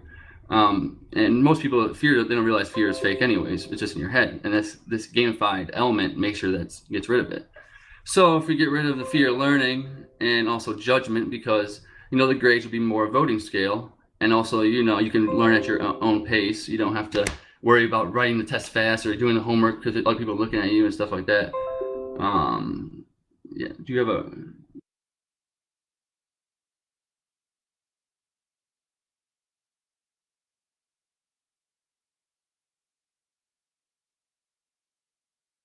But yeah, so that's what we're looking for right now. Is really someone just to be the next gaming leader, because I can't be it. I'm obviously in a lot of projects, but I would like to teach business or life stuff, and it seems like we need something more concentrated to do it. So something more tech related, crypto related, productivity, efficiency. Someone that has an expert and that could easily make posts or quick questions about it every day and follow up is someone we need. And so we're kind of just waiting for that right person to do that. But yeah, I'm here. I just want to leave some time for questions, because it's kind of gamifying and learning is nothing new, but we're trying to bring it to Steemit, and hopefully Steemit's the platform that we do it on for long term, and that's what we really want. We want these people to earn points through their actions. So we build a leaderboard, just like everybody. All these contests we have leaderboards that they can earn a championship belt, or they can win a trip to Vegas, or something like this. Or and the points is really it will be a token eventually, but right now it's just a normal ranking system. So it's just, instead of having grades and stuff like that, it's way better to get tokens for your efforts than get some stupid grade that no one cares about. But yeah, so I guess I'm open for questions. Especially, well, here's the thing that's interesting. There's another project, and it's called Peer Plays, okay? And it is another graphene chain, guys, that's on the market today, and they are going to have APIs that work with Unity. And that means that there will be the ability to actually build games and stuff that will have their own cryptocurrencies connected to them. And these types of tools, synergy, yeah. It's amazing. I keep pulling the same dang thing out of the hat every time, but it works, right? When we connect all those things together, they're tools. Instead of us being tribal and fighting each other, we're letting chains become tools that are like wizard spells that we pull out of our butts when we need to fight an enemy or solve a problem, aka, right?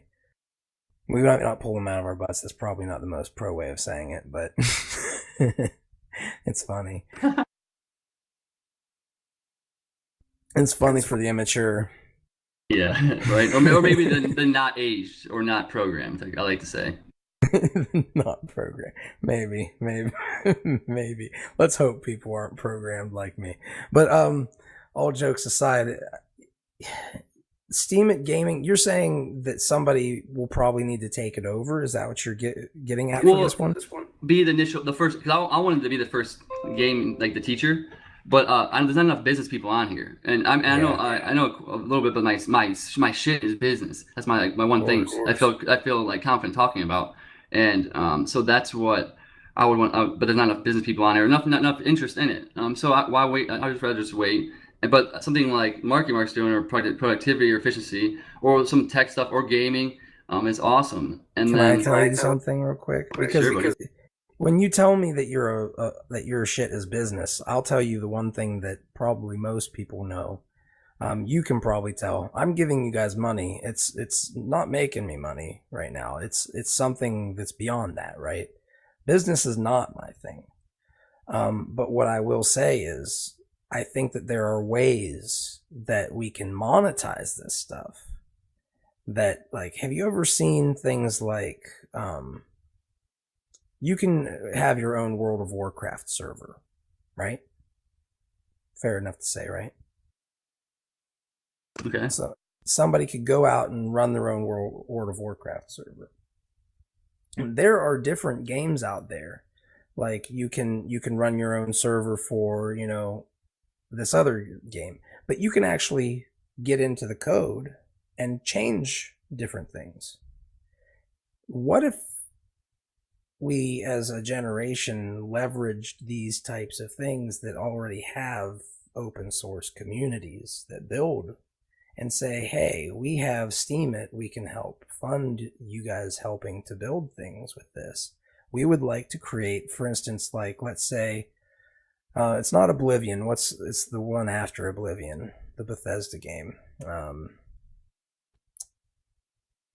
Is it Oblivion what is it? Skyrim, yes. Skyrim has an open source toolkit where you can go and you can create your own worlds with it. there's a rich community around it that doesn't even get paid and they do it.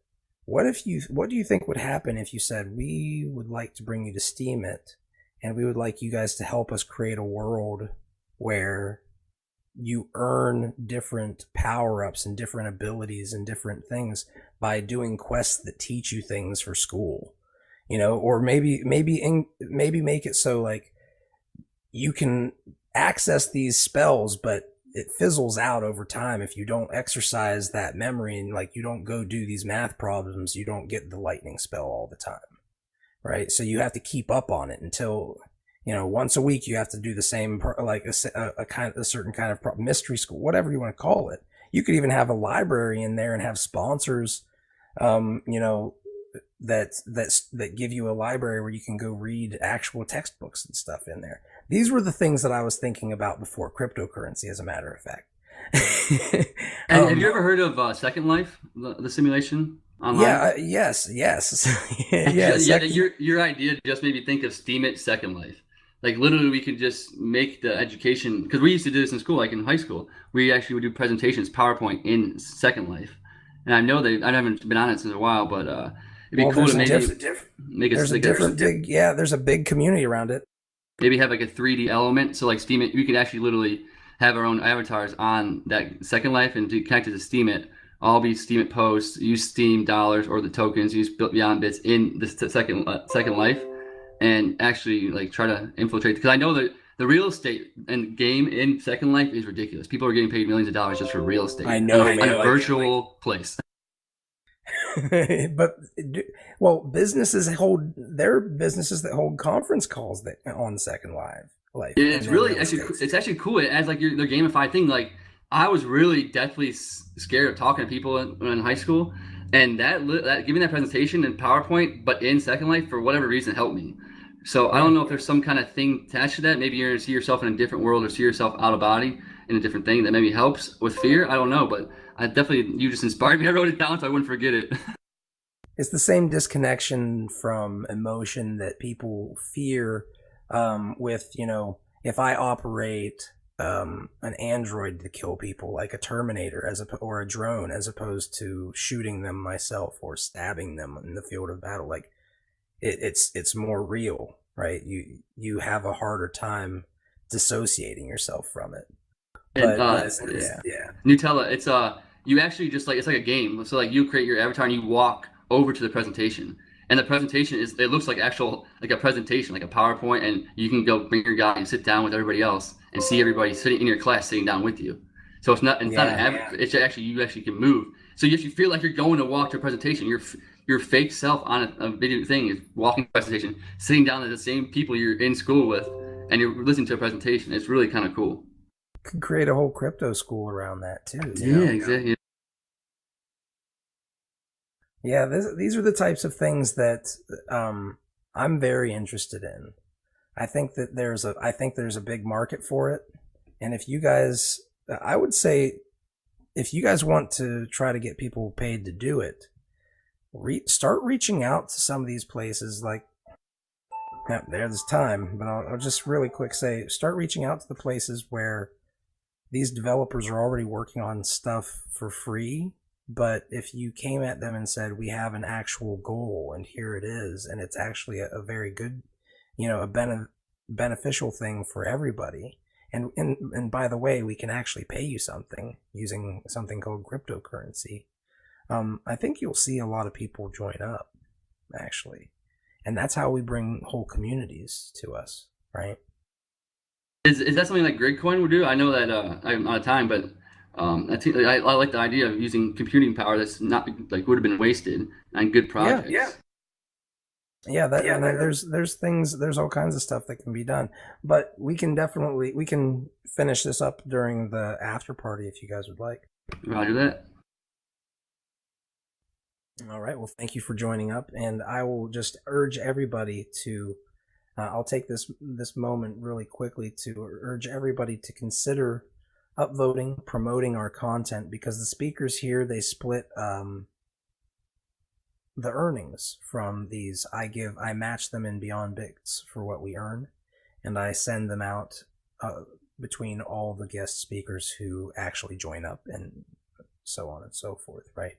So the more that we get upvoted, the more I can build tools, the more I can help to fund these endeavors that everybody needs to work on. And in addition, I can give more tokens out to the people who are at these hangouts.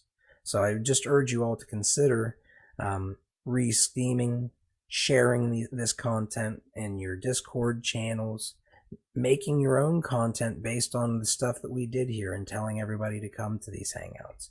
There's so many ways and so many opportunities, they're limitless. And you add your own little value proposition and think about it and just try to be helpful. That's your motive. And we all can build amazing things together, even if we're not always 100% coordinated. So I try to be a good faucet, Nutella. I try to be. It's not an easy job, but I do want to help all of you guys. I really do. And I think that some of the things I'm doing will prepare you. You guys are going to love what I'm doing for all of you guys here in a little bit. It might be a little bit controversial for some people at times, but let's just say that EOS is a very big thing that's coming, and we need a very strong community for it. And the things that you guys are doing now are preparing you guys to work together for something maybe grander. Just going to say. Now, with that said, only those who listen to these hangouts will have any clue about what's going on. That's why I love these hangouts. It's funny, isn't it? It's like golden nuggets. You either have to come here or have the dedication to go through 3 hours of work. So either way, you earned it. Yeah, and the thing is, all of you guys doing what you're doing is just preparing us for the big stuff, because that's where that's the big stuff's coming. Now, with that said, thank you guys, everybody, for helping and supporting in your own way. We'll give her a thumbs up and let her. Are you good to go? Yeah, it sounds like her mic is not. Hello? Oh, you got it. Yeah. Okay, she caught up to the pack, so we got her. I had to use continuous again, and push to talk is not working. But I'll go ahead, okay? Sure, okay. please. So yeah, I pitched this idea in Whaletank mid-July, and we've been working hard to make everything behind it a reality. So it's happening with this group called Steam PH. So I created the Love Shares token this week. It's a token distributed to charity volunteers on the Steemit platform that they can use to add value to their posts, or add value to posts created for fundraising or for charity purposes. So for this purpose, we're gonna create a Love Share Steemit account. So it's going to be similar to the Voice Share Steemit account. I'm also part of this group called Steam PH, where the Love Shares token was conceptualized. And Steam PH is currently in the works of having a major charity NGO join the Steemit platform. It's the Philippine Red Cross. So we met with them at a major concert they had last week, and we talked to their youth program manager to talk to the volunteers, the youth volunteers about Steemit, and have those volunteers join the Steemit platform. So when the volunteers of that NGO join the Steemit platform, it could potentially be a universal way to reward charity volunteers for their contributions, and also a way for them to donate back to the different charities that they're supporting through their upvote values when they post about those charities. So having the charity NGOs join the Steemit platform will mean that it will be simpler for people to donate to different projects and get new volunteers on Steemit join those charities as well. So initially, Love Shares will partner with Steam PH on the charity projects that they will be spearheading. But in the coming months, we had an idea from the last Whaletank to take it global. So we're gonna work on that next. We're gonna connect with the Steemians worldwide who are spearheading and supporting charity projects. There is still a lot of work to be done for Love Shares and Steam PH, but in the coming months, we're gonna visit this orphanage called Cribs for Abandoned Children, and that's when we're gonna start distributing these tokens, the Love Shares tokens. So, have you thought about a value proposition for, like, they're going to earn these tokens, and how are the value propositions going to come into play? I'm just very interested to hear what your thoughts have been on this. Yep. So initially, it will need the Love Shares account to build a reputation.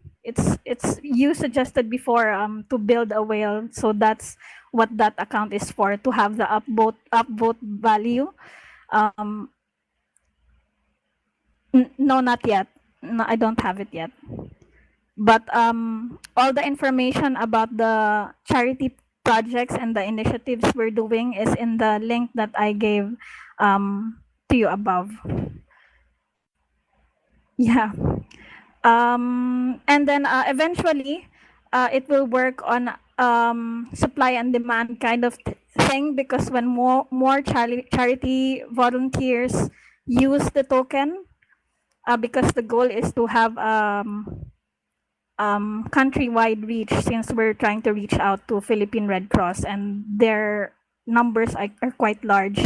That's what will help create value for the token, because eventually people can buy these tokens and use it for charity purposes, even without the Steemit part of it. Have you considered? Sorry. Go ahead. No, yeah, go ahead. Sorry. I was just gonna say, have you considered reaching out to Red Cross and saying, here's what we offer, here's what we have available. If you were to power up Steam Power, you could actually reward a bunch of people throughout over the course of time with this renewable resource, essentially.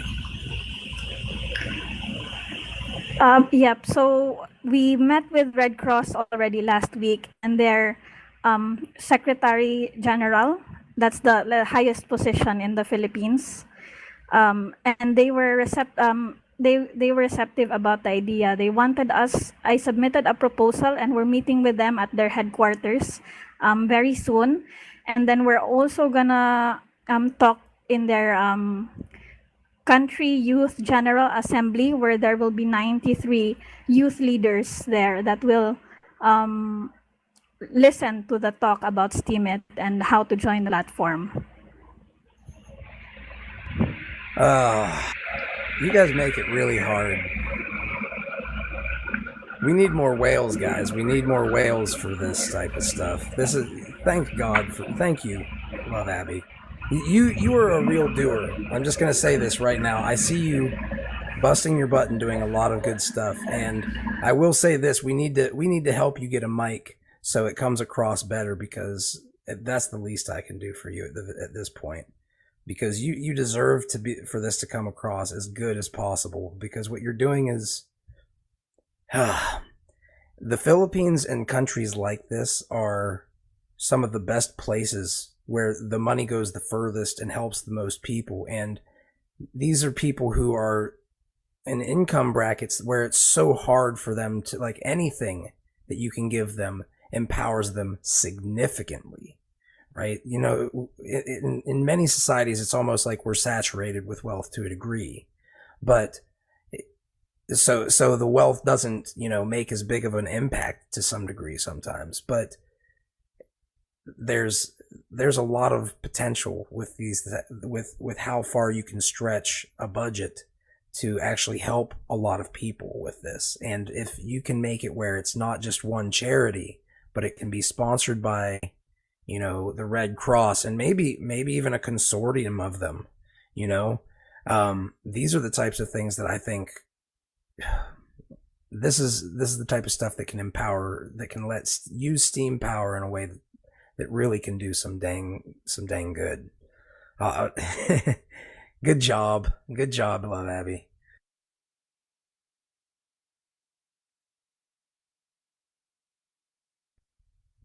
Does anybody have any questions or comments for Love Abby? Because I can talk about this project all day, and my wife is from the Philippines, so this is a subject I'm pretty comfortable with. But Natalia is asking, are you making videos?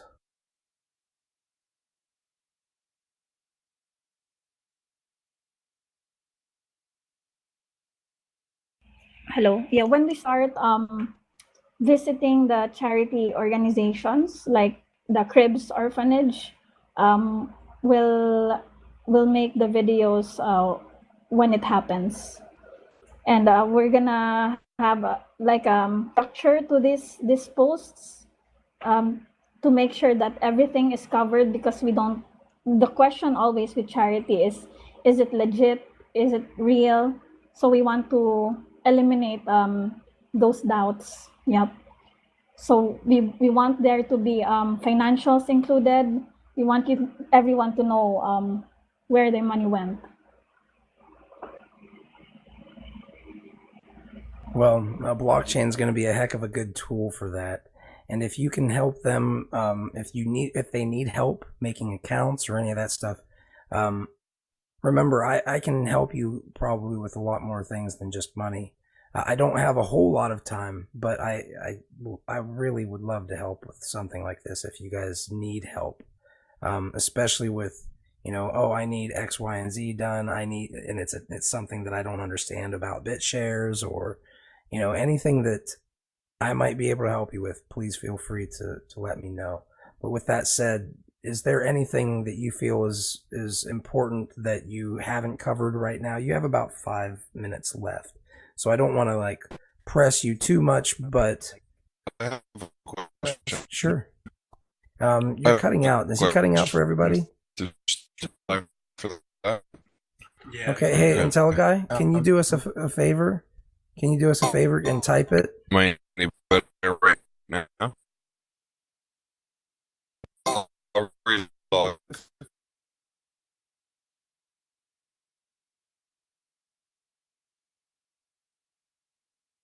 That guy keeps coming in and messing with us like that with his robot voice. I don't know what is up with this problem. This is just ridiculous, IntelliGuy. Oh, it's IntelliGuy 0. Now he's going to come back in. Look at this troll. Can you talk? Any better? Much better. I just wanted to make a mention because there's a lot of charity work that has tried to happen, has happened, and is currently happening on there. If you look at traditional charity, the way that it's been raised is there's always been you go into a hospital and then they'll say, this ward was donated by X, Y, and Z. And they do that and they get a plaque, they get a feel-good moment, and then they get a tax credit for something like that. And that's traditionally the way fundraising has always happened. There's recognition of the donator, and then there's a benefit to the donator to liquidate some of their extra money so they don't get hit so hard by the tax man. In Steam, we seem to lose some of that. I don't know how we can still do those same things and do them even better, where you're giving recognition and then helping the donator so that the price of Steam can increase so you can finance all of these charities. Because all I see it is that to somebody else, it could seem like we're bleeding the reward pool dry by doing great things with the rewards, but at the same time, we're kind of cutting our own throats by spreading the love and the wealth too far and too thin, and that's why our Steam dollars keep going down and down. It's like a one-way exit from Steam to USD or something like that, where people cash it out and actually buy the things they need. So I think at some point we should come up with some sort of consortium that thinks about this and addresses that. I'm asking the hard question here, but I think it's probably time that we consider something like that. So just have that on your mind. Yeah, that's the reason actually why I brought up the idea of them approaching charities to buy into Steam Power. You know what I mean? Because in my mind, if I'm a charity and I can perpetually give out money and, quote unquote money in the ecosystem, well, that might let me stretch my dollars further. Now, of course, I have to realize that I'm subject to risk on, the ups and downs of the cryptocurrency. So, but at the same time, if you stick it out for the long haul, the chances are you're probably at least going to give out the amount of money you would have if you wouldn't have powered it up. You know what I mean? And if it does blow up to billions and multi-billions of dollars, then you're even better off, right? So we're at a place where I think it might be, that's at least one of my thoughts that would help mitigate that. But I do agree with you that if we're always coming to take and we're giving it to someone else, but we're doing it, and we're doing it in a way where we don't get return on investment, then you can't really continue giving indefinitely, right? You have to create that engine that is self-perpetuating. And it is a hard question, and I only bring up one idea to the table, so I don't have all the answers, but it's a dang good question. And Bethelia, you probably could speak up. You're from the community casino project, so why don't you feel, Beth? Yeah,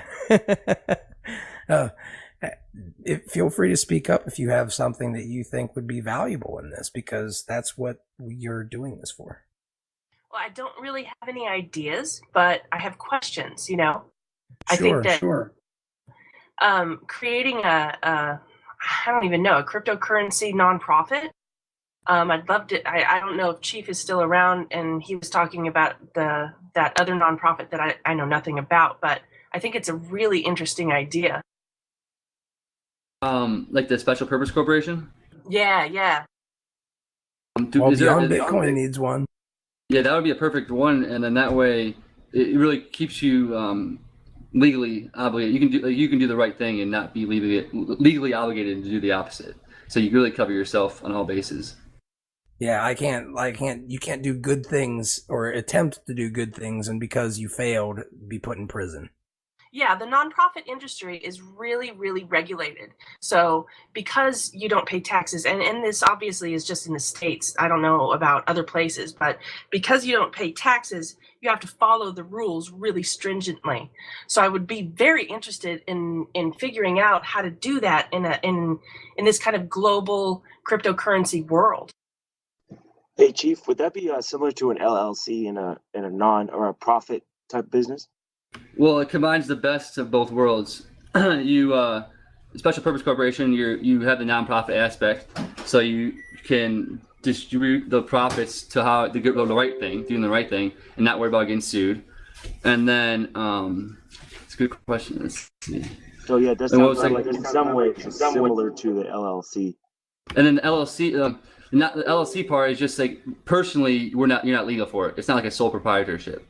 So you need to have that LLC part, and that's why the Special Purpose Corporation was formed, because I'm pretty sure a millionaire got screwed because he did the right thing with the chemicals in a water treatment plant, and he got sued like $20 million, and he was pissed because he did the right thing, but he still got sued by his shareholders.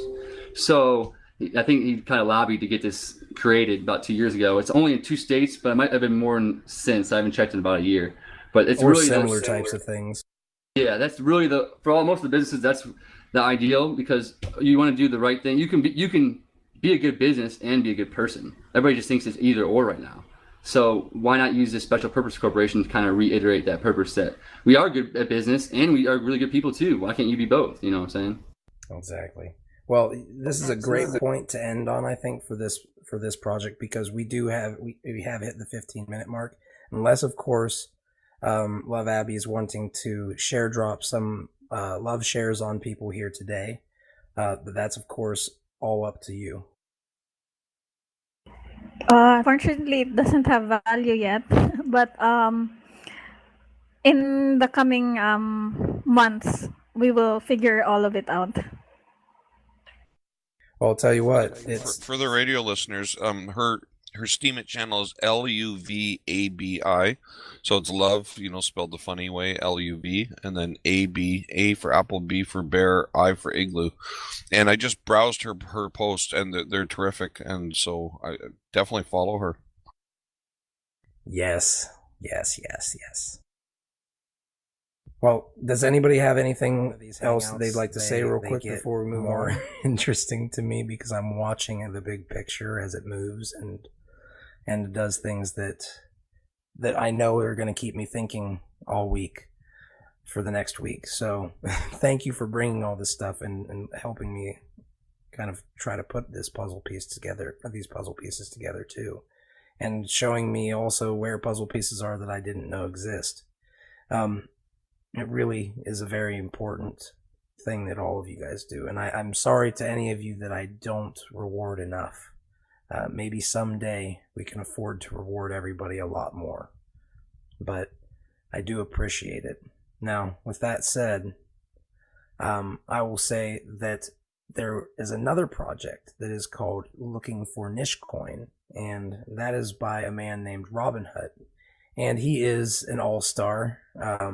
Wears a baseball cap all the time because he's that kind of cool guy, and I don't want to talk about all the things that he's doing because, well, he's going to be the guy who needs to talk about it.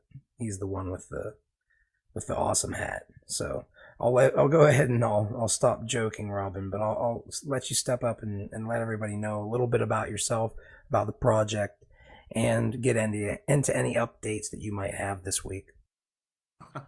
Thanks for the baseball introduction. Hello everyone, I'm Robin, and I am here to give you all an update on Looking for Niche. So, just a brief overview, what is Looking for Niche, if you still don't know. It's a community for finding like-minded people. It's also a community for finding other communities. You can call it a community hub, if you will. And it's also a tool for finding like-minded people by signing up for tags that interest you. And that way, when other people sign up for those tags, you too will be introduced. But other than that, it's actually many things at this point. A new thing is that it's also a place to promote your niche community and be rewarded for building it within the process with the relatively new LFN coin.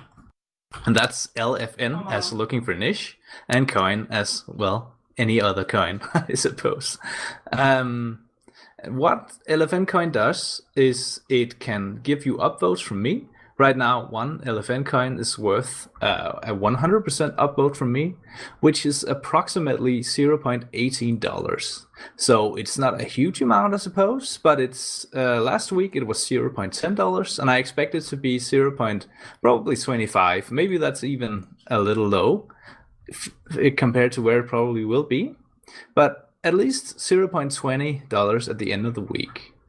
I've had a few people test it out and try it out, and they should now be getting votes that's worth the transaction. So at the very beginning, when I had almost no upvote power, the transaction costs, someone was worried that it would eat it up on the BitShares network, but that's no longer the case. You get the LFN coin for free through promoting your niche, and then you can use it for upvotes from me. Another way to earn these LFN coin is through a bounty that we're currently running. So our bounty is to promote Looking for Niche itself. You write about Looking for Niche, you write about which niches you look for through the Whalebot/LFN tool, and you tell people how they can join. And that's pretty much it. And everyone who does that receives 75 LFN coin. And I will retweet those posts and tell everyone else about their posts as well. So it's a way for you to help out the community and get rewards for doing so, and also for hopefully get a few more eyes on your content, at least long term, when I get more Steam power and can upvote you even more. So obviously the LFN coin is not always going to be worth a 100% upvote, especially not when you get 75 of them. That's a bit extreme. But it will still keep being about, I think, at least $0.20 in minimum value per coin. And so that should mean that if you get the coin right now, there's always a, direct, you always get back what you what you paid nothing, but even in transaction fees, you get those back in SPD, and you get a bunch of extra Steam power that will help you in the future. So if you participate in the Looking for Niche community, it's pretty much a free way to get some extra Steam power in the long run. Now, Steam Power Picks asks if he can shameless plug his LFN bounty post. Of course he can. So the first people to have written about the Looking for Niche bounty is Steam Power Picks, as well as Paula G.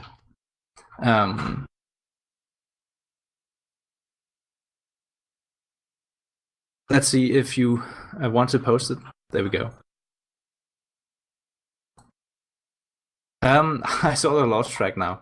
Anyway, so if you want to try out the LFN coin upvote, all you have to do is join the Looking for Niche Discord, and in there you'll find a guide on how to earn them, as well as how to spend them, if you will, on the upvotes. You can also, of course, buy them directly on the market, but right now I'm not selling any myself. I've considered doing that just to lower the price a bit, but on the other hand, I don't want to do that because I don't want to, what could you call it, sell others. So it's a bit of a hard balance because I don't want people overpaying. Because you're not even, I tell people that you're not even supposed to buy it because you can get it for free. But if you really want to buy it, you can't do that. Just know that I'm not currently the one selling it. So you'll be buying it from someone else that won it for free. Another thing we're doing, which I think is pretty cool, is I've started helping out small niches get their own Discord communities. And what I will start doing with those is that I will start paying them with LFN coins so they can upvote their own communities posts. So the first community we helped establish is the street photography community. And that's run by Steemit user Outerground. And it's about taking pictures of the street, especially of action-y scenes in the street, but also of street art, for example. There's a lot of that happening as well. The community is relatively small right now. I think it has just reached about 10 members. But if you're interested in either street photography or street art, I would urge you to join up with the street photography community. You will not only will you be find other people who are interested in the same thing, you will also, if the community keeps growing, be rewarded with Looking for Niche coin, which would upvote your posts or upvote other people's posts if you're generous and want to help your community grow. I think that's actually a good idea to do that in general, especially if you run the community, to upvote posts from your own community just to help everyone get seen. The more people who are seen in your community, the more value the posts have. And I'm talking about not arbitrary value, but Steam dollar value. The higher it will go into the hot page and such, and the easier it will be for people to find your niche. Another community we are helping to create is Paula G's community about data research. So she used the Looking for Niche tool to find another user who was interested in doing data research and Steemit. And they ended up talking, and she ended up giving him a free course. She's doing some courses on data analysis through, I can't remember what the site is called. Udemy, I think it is, but I'm not sure. Maybe it's her own. She's also doing her own website, I know. And so they found each other, and now they found each other through Looking for Niche, and now they want to start up a community for data analysis. And I think it's a pretty cool tag because it's one of the few I've seen doing sort of deep and heavy analysis of where whale votes go, or what new users do on Steemit, or how, you can use this data to sort of find out what people do and how people use Steemit, different, both new users and whales and everything in between. And it can, in the long run, it can help you, of course, market your posts if you're into that. But another thing it can help you is also just understand Steemit and understand how, I suppose how it works and why maybe your posts are not getting viewed. So you can use it for personal gain as well, but you can also use it because I just think it's interesting seeing what's going on and how everything works together in a sense. And yeah, I've started doing a few other things as well. I'm looking for community advocates. So I found the first community advocate. She's called Heart to Heart on Steam. She's a user who writes a lot about traveling and health, food, and some interesting stories about her life, crazy stories, quite in fact. And she's starting a community about health and veganism, among other things. And so she's become the first community advocate because she's helped me get the word out through different channels. And if you would like to become a community advocate for Looking for Niche yourself, just reach out to me on Discord. What you do, or you don't have to do anything, I suppose, but what the intention is that you do is you, of course, help promote Looking for Niche. And then, in turn, I help promote your niche because you've become a trusted person. So now your niche will, in turn, get more viewers in a way. So it's all about leveraging your community, or firstly finding your community. If you have trouble finding people that do the same thing you do, that's the one way to do it. The next thing you can do is then leverage that community with the LFN coin, for example, among the possibility of promoting your niche in the different channels.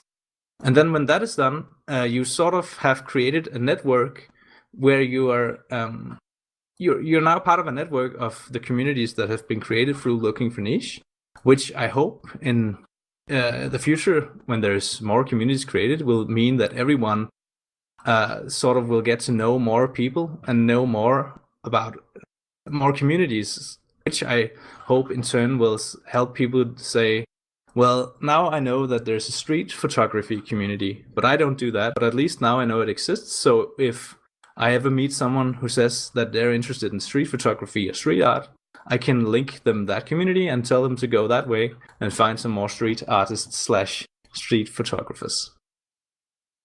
So it's what I'm trying to create is sort of a network mixed with a place where you can get your niche community seen.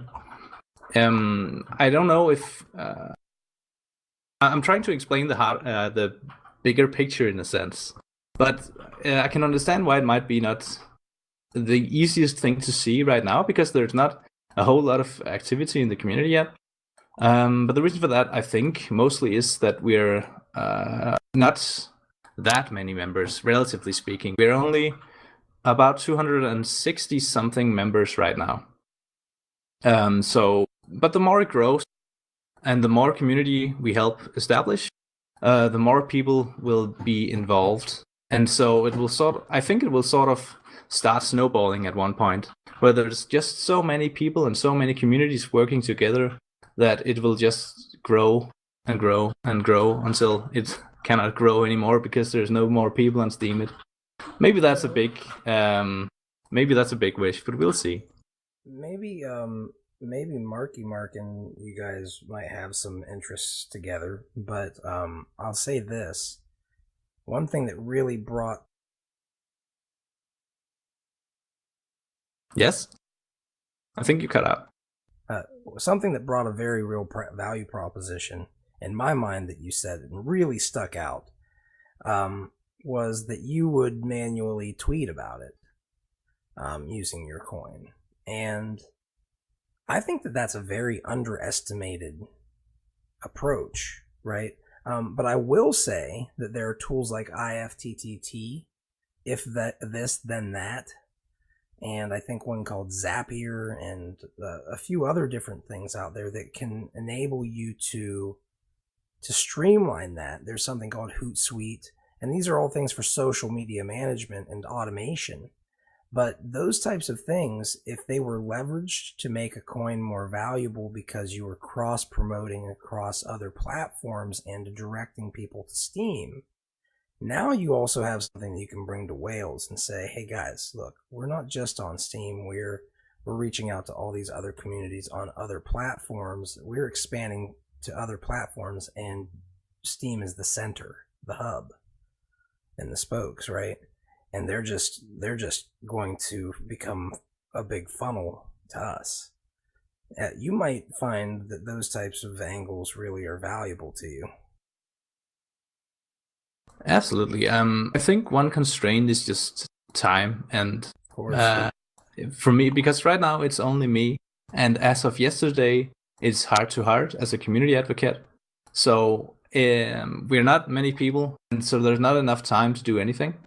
Not enough time to do everything. That's why I'm looking for community advocates to help me, get the word out. Well, if you can get your community advocates to get a developer to develop a way for that to happen, and get me the numbers on what it would cost for that, I'm more than willing to support the construction of that type of tool, as long as it's open source for you guys to use, and enable people to maybe leverage something like that, so you don't have to manually tweet it or something to that effect, right? Make it so they don't have to manually tweet it. They can when they spend this token, the bot automatically does it, essentially. Yeah, that would be great. Thanks, man. I appreciate it. But if that's okay with you, I mean, it's up to you. If you're no, interested. I think it's a great idea, and that wasn't even the scope I was thinking, but I think it's a good idea actually. Sort of automating that and expanding beyond the limits of Steemit. That's definitely something that could be a good idea to get more interested, also in Steemit just in general. Well, and then you have the whale trails where you can actually have them sign up and trail your coin too, right? Yeah, man. I actually tried to hear you about that the other day. Can you speak a little bit about that? You can take a bit of my time if that's okay. Unfortunately, we're at 15 minutes, so okay. This might be next week, or you can power up. Sure, man. If people want me to hear about that, I will pay you for Farsi to talk a bit about whale trails. Well, I would.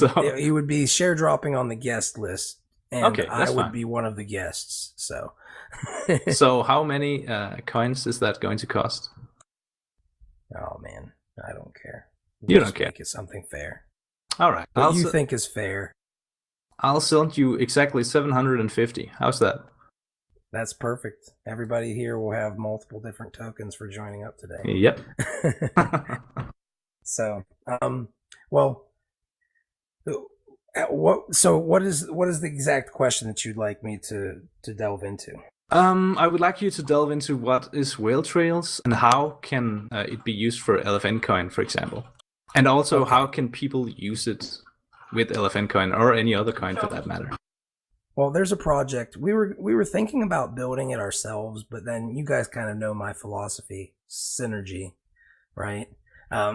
We were like, we could build something else that's exactly like Steam Voter and connect it up. But there's something called trails in Steam, and that is basically a gang of people that when somebody upvotes, they all kind of go and follow behind and upvote that same person. So it's kind of like saying, I'm giving you my vote to you. I'll earn the money. I'll still get the curation rewards, but I don't have time to go curate myself. And I think that you're a really smart person, or you're building some amazing stuff. And I would like to follow and upvote everything that you upvote. It makes it easier for them. They know that it's probably always going to be good quality content. And they also know that they can take it away, that service, if they ever, if they stop trusting a person. But we can actually attach that now to a coin, right? And you could essentially become, instead of having, because the problem that I'm saying with a lot of people is that they're wanting to get delegation. And it's really hard to get delegation from steam whales, because those steam whales look really rich. If they all powered down at the same time, they would cause a lot of damage to their own pockets, right? So they have a hard time making money, and they kind of sometimes rely on the curation rewards so they can actually earn something, right? So it's a hard sell oftentimes to get delegation from somebody. And if they're giving you delegation without asking for anything directly in return, they're a really, really, really nice person. So you should either that or they are asking for something in return, right? But we decided that it would make sense to make it so people can create trail coins, essentially, like where you can actually sign up and say, I'm going, every time this coin is used, every time LFN coin is used on a post, we will go and upvote that post. I will go up and upvote it too. And if you get a list of 1,000 people who really are a part of this community and they're coming in from all these other communities, like, you know, on Facebook and all these other places, and you get people who are actually investing in Steam because of you, those are going to be some of the best people to ask to be on your trail, right? And now you kind of can create a competition of trails, and if you recruit people, you have a higher chance of getting on their getting a trail, getting them on your trail. So you can actually have a coin that's backed by 1,000 people and all their Steam power, or maybe 1% of their Steam power, or, you know, a mixture thereof. And now you never had to get delegation, but everybody is still backing that and making it worth something. So I call it, like, you know, it's kind of like a school of fish following a whale, or a school of fish that weigh as much as a whale if you put them in a net. You know what I mean? Fuzzy, if you delegate your Steam power away like that, like much like I'm doing with voice shares, he's voting it up and he's saying where the rewards go. The curation, I have two questions. Does the curation money that post earns by curating it go back to the person that delegated it, or the person that's in charge? To the person who has been delegated to. That's like one of the biggest problems that this solves, right? Because you don't have to worry about that as much, because that's the thing that we've been running into. And rather than trying to go through a political a hard fork to change it, it's something that we could always talk about, but the trails are the trails are a good way of doing it until that happens. And the second question is the person that actually owns the delegated Steam power, so for instance, the 1,000 SP I gave to voice shares to use, and I'm happy to do so, the interest payments that come on those vesting shares, does that go to me at least? No. So I'm going broke and that's okay. Yes. But you can see where the incentive disalignment comes up, right? Yes, I understand. Yeah, so that's kind of where we came up with the idea of just having it so we could do it that way. Now, Robinhood, I appreciate you giving me the opportunity to actually kind of explain it, because it's a very important concept, and I try to hit it from multiple angles when I explain it, so one of them hits everybody. But it's something that I will gladly talk to you about behind the scenes too, or after the Whaletank is over and we have the after party. Absolutely, man. I think it was great to hear a bit more about it, and also I think it's a cool way to, instead of people having to give up their delegated power, they can sort of use it so they also get something out of the transaction in a sense. But also everyone who gets upvoted gets all that extra value from one upvote in a sense, and that's pretty cool, I think. Yeah, it makes it so if you are well trusted by a community of people, those people can collectively become at least, something closer to a whale than you would have ever been able to get alone, right? Absolutely, much closer than I will get in a long time. But anyway, I know my time is up, and I paid for a little bit of extra time, so I suppose I'll speak 30 seconds of where you can find me and Looking for Niche. So Looking for Niche can be found on this link here. It's just bit.ly/lookingforniche, and that's just the Discord link, which is easier to share with everyone than a weird set of numbers and letters. So bit.ly/lookingforniche takes you directly to the Discord server, and that'll set you up. Feel free to reach out if you have any questions or want to participate in any of the many things that are being started right now, and already have started some of them. Sounds awesome, guys. Well, I appreciate Robinhood, everything you're doing. I would love to see a tool like this. I think would really help you and would help Steam. And that's just, I think for the money that I would spend to have it built, the return is ridiculous for all of us. So if you're interested in trying to get people on board with that, I will. 100%. I mean, reach out to me, Fuzzy. I'd love to hear more about your idea with an open source project that could leverage both Looking for Niche and everyone else. And also anyone else who has ideas on that topic, feel free to join in as well. Yes, or if you are a developer who is interested in this. Absolutely. Please. But I will say thank you guys for joining up and talking about that. Next. Now, it's no problem. So just work on that, and yeah, we're here for a while. This is what we do every week. But let's go ahead and move on to the Smoke Network. The representation will be the anxious smoker, and I'll go ahead and I'll let him step on up and give a little bit of an introduction, please, if you could, about yourself and the project, and maybe we can go into some community questions, and of course you will have 15 minutes with the opportunity to pay for more by share dropping onto the Hangout attendees. Sounds good, man. Can you guys hear me? Perfectly. Sweet. All right, cool. I'm the Anxious Stoner. So I'm the co-founder and chief strategy officer of Smoke Network. My role mainly covers product strategy and content marketing. I come from, so before Smoke Network, let me go into the brief introduction. So currently, user-generated content companies such as Facebook and Instagram have allowed large communities to interact and share their love of cannabis. Though these central authorities are controlled and they manage the network's rules and content flow, usually resulting in legal cannabis users and businesses being censored or kicked off the platform, such as the Cannabist.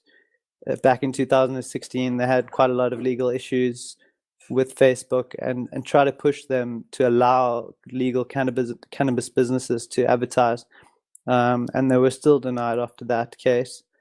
So in 2015, we started 420smokers.us, which was born out of a love of Facebook pages or a love of cannabis pages that a few of my friends started out building.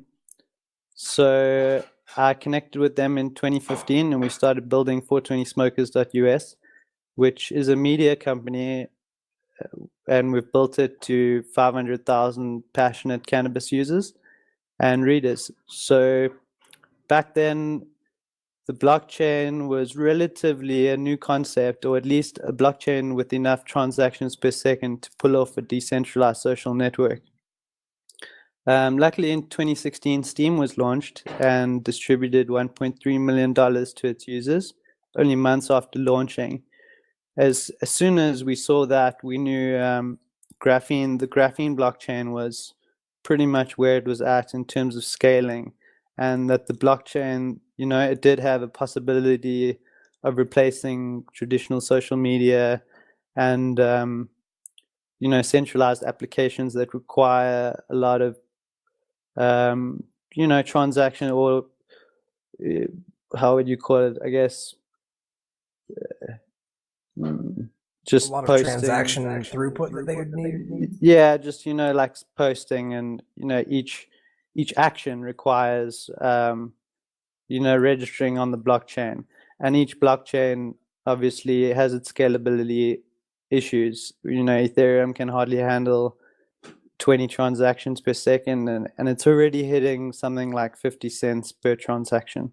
So these blockchains make it unable to create a situation where you can record actual data constantly. They'll just become spam. So the key principle Smoke Network is built on is similar to Steam. We we've followed Dan a lot and a lot of Dan's posts and his videos. And with Steam, everyone who contributes to a venture should receive pro-rate ownership or payment. All forms of capital are equally valuable, i.e. your time should be just as valuable as cash. And the community should produce products to serve its members.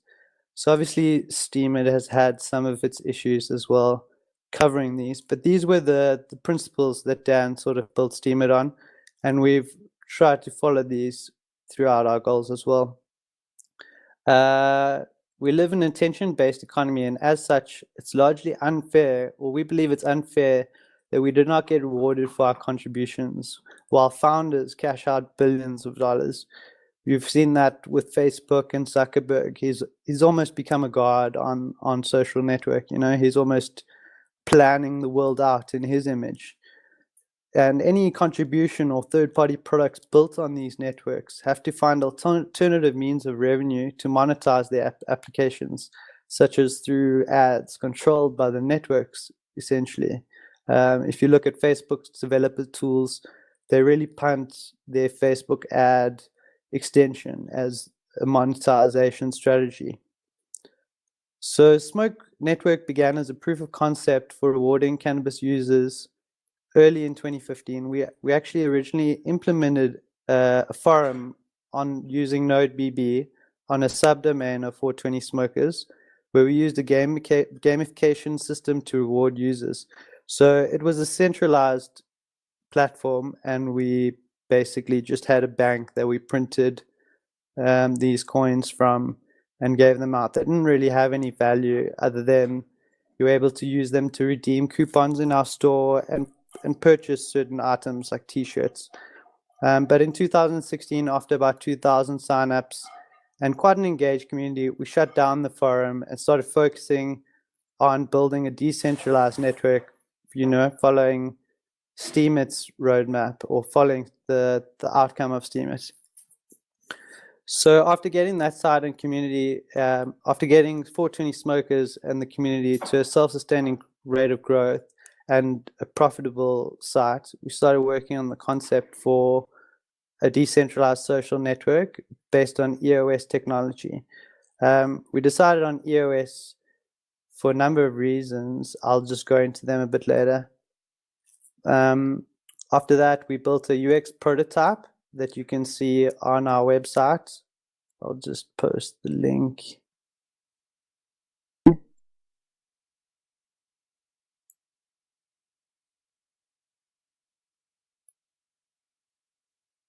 Alrighty. Okay. So, yeah, the UX prototype basically is a demo of how we see the first beta application to come out on EOS. Our roadmap includes a running decentralized application on the EOS testnet with a web app to access the application. So that will be our next iteration or our next run. At the moment, let me get back to... Sorry, I didn't really prepare this too well, stoners, you know. Well, we have a weekly hangout, so there are, of course, many opportunities to give an actual presentation. However, there are things that you can talk about. Cool. So let's go into let's go into the token. Or let me finish off the roadmap, and then I'll go into how the token sort of ties in. So our roadmap started in Q4 2016 with the proof of concept that I've just talked about.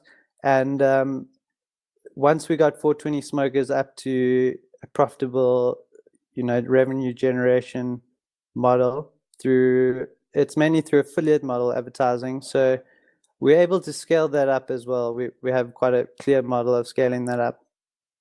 Then we built the white paper, or we've written the white paper and UX prototype that you can see on the website. And we started building an alpha version on the Steam blockchain that rewards users in Steam posts. So that is similar to the EOS talk that you have built. and we had help from Barbitar on getting that done.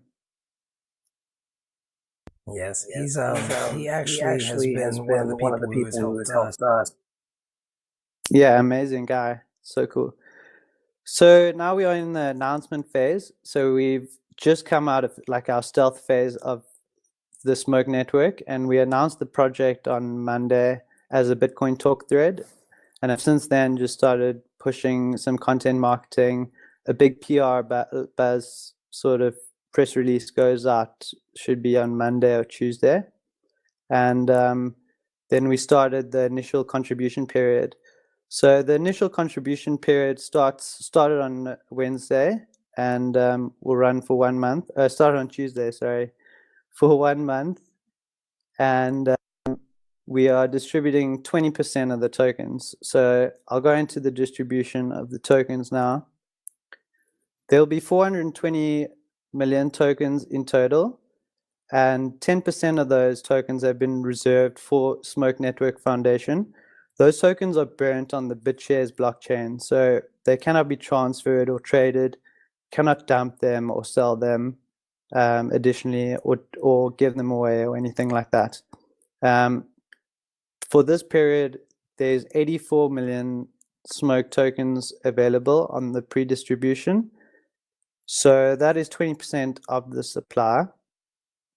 And if we don't sell, whatever tokens we don't sell by the end of this period will be burnt. So essentially, even if it ended tomorrow, that would be the set amount of tokens for that 20%. Then we plan to have a main token distribution next year in either Q1 or Q2, depending on how far we get on the roadmap. But we are slightly ahead of the roadmap, so things are going quite well on that side. In terms of financing, if you go to our website, you can see how the financing will be used. We have a minimum financing goal of 500,000 BitShares. Currently, our distribution has been going on for 3 days, and we've hit just over 300,000 BitShares. So we're on target to reach our minimum financing and even possibly hit our round one hard cap of 3.5 million BTS. So the tokens are on the BitShares DEX, obviously, and I think that's about it. If we want to start any questions. I have plenty, but before I ask any of mine, does anybody have any questions or comments that they'd like to bring up?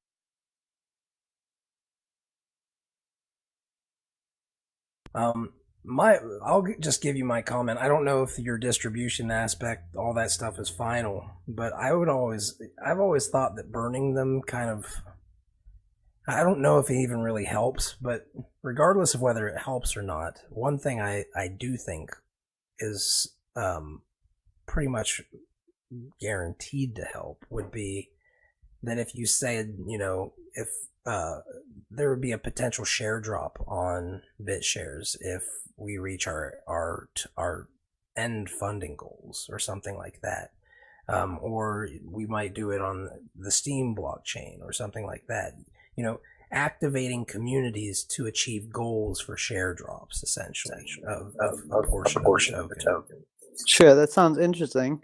The reason why we burnt that 10% was because once the application becomes live on EOS or becomes an EOS application, we'll need that full 10% to drive our traditional social media fans onto the platform by offering them, say, $5 or $4.20 free Smoke on sign up, and also we will, we'll be sort of funding those accounts similar to the way Steam had funded the initial accounts to get that huge drive.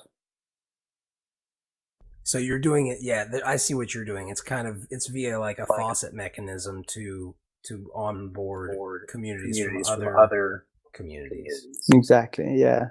But yeah. We could take out of the final distribution the amount that is set for the following ICO. We could take coins out of that if we reach the goal for this pre-ICO. That's quite interesting. Well, I've always thought the one. Hold on.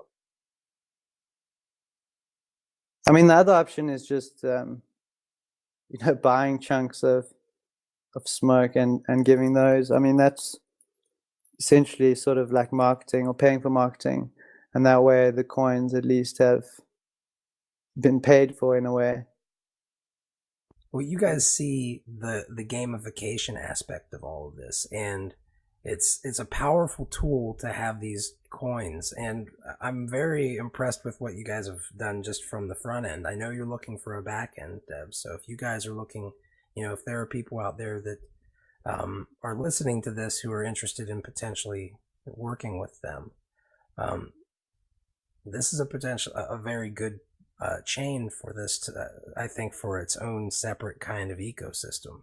I think it's one of those chains that kind of deserves its own chain, if that makes sense. It's one of the ones that makes sense, the most sense right now. And if you guys have all these other social networks and you can leverage that, I think it's a great idea. In the crypto space, the crypto savvy, however, are also a very incredible demographic, especially when you set a goal of saying, like, we'll share drop on 10% on BitShares holders or Steam holders if we reach our funding goal of $1.5 million or something like that. So now you activate an entire community who's crypto savvy in addition. But these are just thoughts that I'm bringing to you guys. Obviously, you're going to do what you want with them.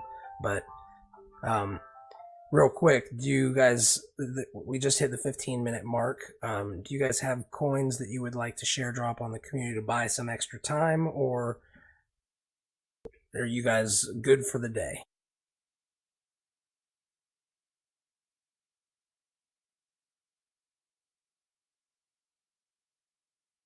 Uh-oh. Smoke Network, can you... Yeah, perfect timing. It's okay, dude. What we will say is this. I appreciate you guys coming on here to talk about it. I think that this is very important. Okay, well, you can pay 5 minutes for me to talk about it. Just because whenever I look at at how you guys have it set up, you're going to have essentially the ability to find... No, I did not. I did not mute him. You would see a little thing beside him. It's blue. Oh, there we go. Sorted. There you go. No, you're fine. Sorry, man. Cool. No, you're fine. Yeah, cool. Sorted out. So you said that you would like to expand your time, which is what I did. I added an extra 5 minutes on because I wasn't sure what you were wanting to do. All right, cool. Just let me know where to send the smoke. Okay, well, that will be to the Brownie distro account. All right, cool. I'll do that just now. Yeah, it's the one that I was using to send out some tokens the other day because when I saw this project and I saw that you guys have a roadmap, you have crossed things off of the roadmap, you're ahead of the roadmap, you have a good concept for everything. It's kind of like the idea of Steam and mutual aid societies like you were talking about. This is why Dan wanted to make sure this was open source. This is why Dan, from what I understand, paid quite a bit of money to make sure it was open source. Because these are the types of use cases that an entire community can be born, and they're going to be able to connect you up with local dispensaries that accept the coin, for God's sake. And you will review those places and their strains in your local area. So it's going to be... It's a brilliant idea. I don't know how else to say it. It's a brilliant use of this technology. And now I will unmute you because you have speakers that go on in the background and it makes me echo. Okay, I get it now. Thanks, man. So that's about it. I mean, I don't want to keep everyone busy listening to something over and over again, so I won't repeat myself. You can check the website. You can see the white paper. Yeah, as Fuzzy said, we don't have a full-time back-end dev yet, so that's one thing we're really looking for, and one thing that a lot of this funding will go towards. And yeah, other than that, we will be probably coming back next week. It's been a great hangout.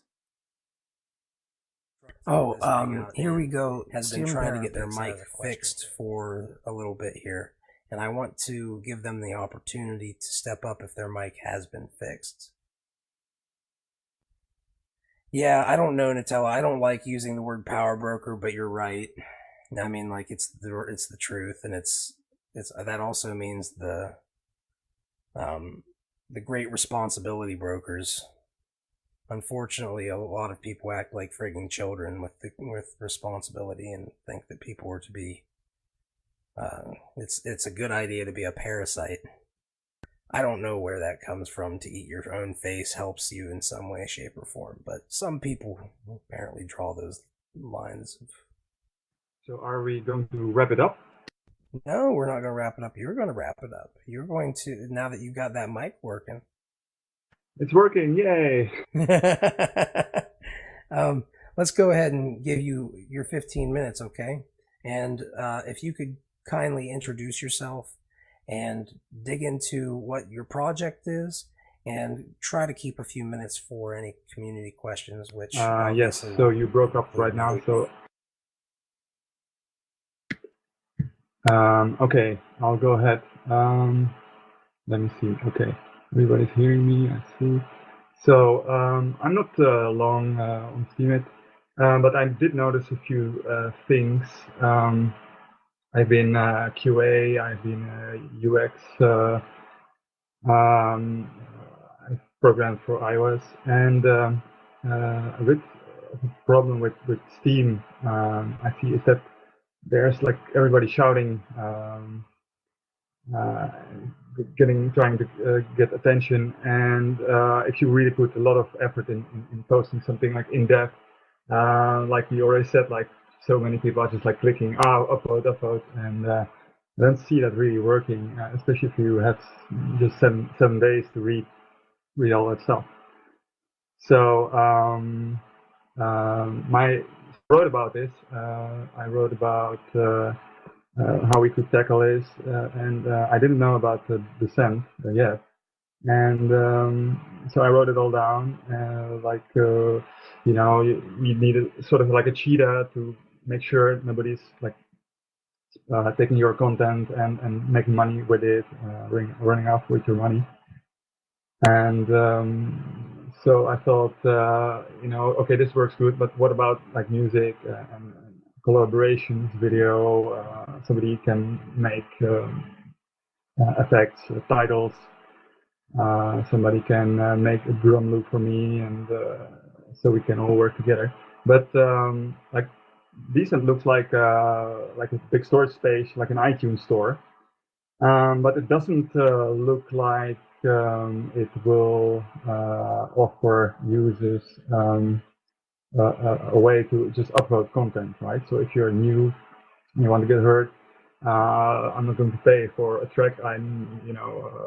Okay, I could listen to it maybe, but it's not like real feedback. If I set my price and then expect everybody to just buy from me, I don't think it's going to work, because like you see in Steemit, this feedback kind of works like pretty good, right? So I was thinking like talking to these guys. They live actually close by in Bratislava and in Prague, and so I was thinking just to connect with them, talk it over, and maybe the best way is like what we're doing now, which is do an interview with them, and just like kind of not official, and just to get like what are they heading, because it looks like they're trying to do everything, which I'm not going to like. I'm expecting that they just won't be able to, because there's so much stuff to be done in the user experience stuff. If you look at, I'm also a musician, so when I make a track, you have a lot of sub-assets, like the drum loops, the guitar riff, and mostly if you work on your own, like then you miss like singers, you miss guitarists, And to work online, you have to need to trade those assets for like a good price or some contract and stuff. And I don't think that is their target, their market target.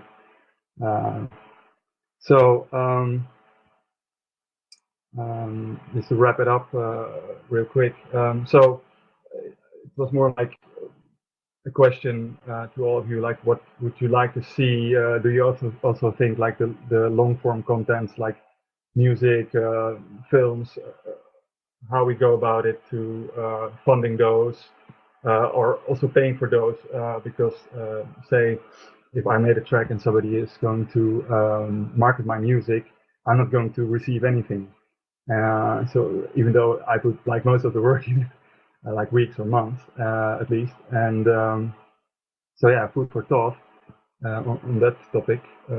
So I think I'll just wrap it up, write about it, make some interviews with those guys and see what kind of road they're headed, and all the stuff I saw from you guys already has been so much. I've been here like for what, 4 hours? No idea. I've seen a lot of synergy going. Like we're actually like building stuff which doesn't which is not on Steam yet. So a big question is also like, what can we have like A/B test pages of Steemit or test new features? I guess not. Like I thought he already said something about the politics. So, but yeah, it will be very interesting how to interface it all. Well, I'm not gonna lie to you. I heard a little bit of what you said, but I've had a hard time hearing it. However, what I do understand is that you're saying that there's a potential to create kind of like synergy between the chains, right? Exactly.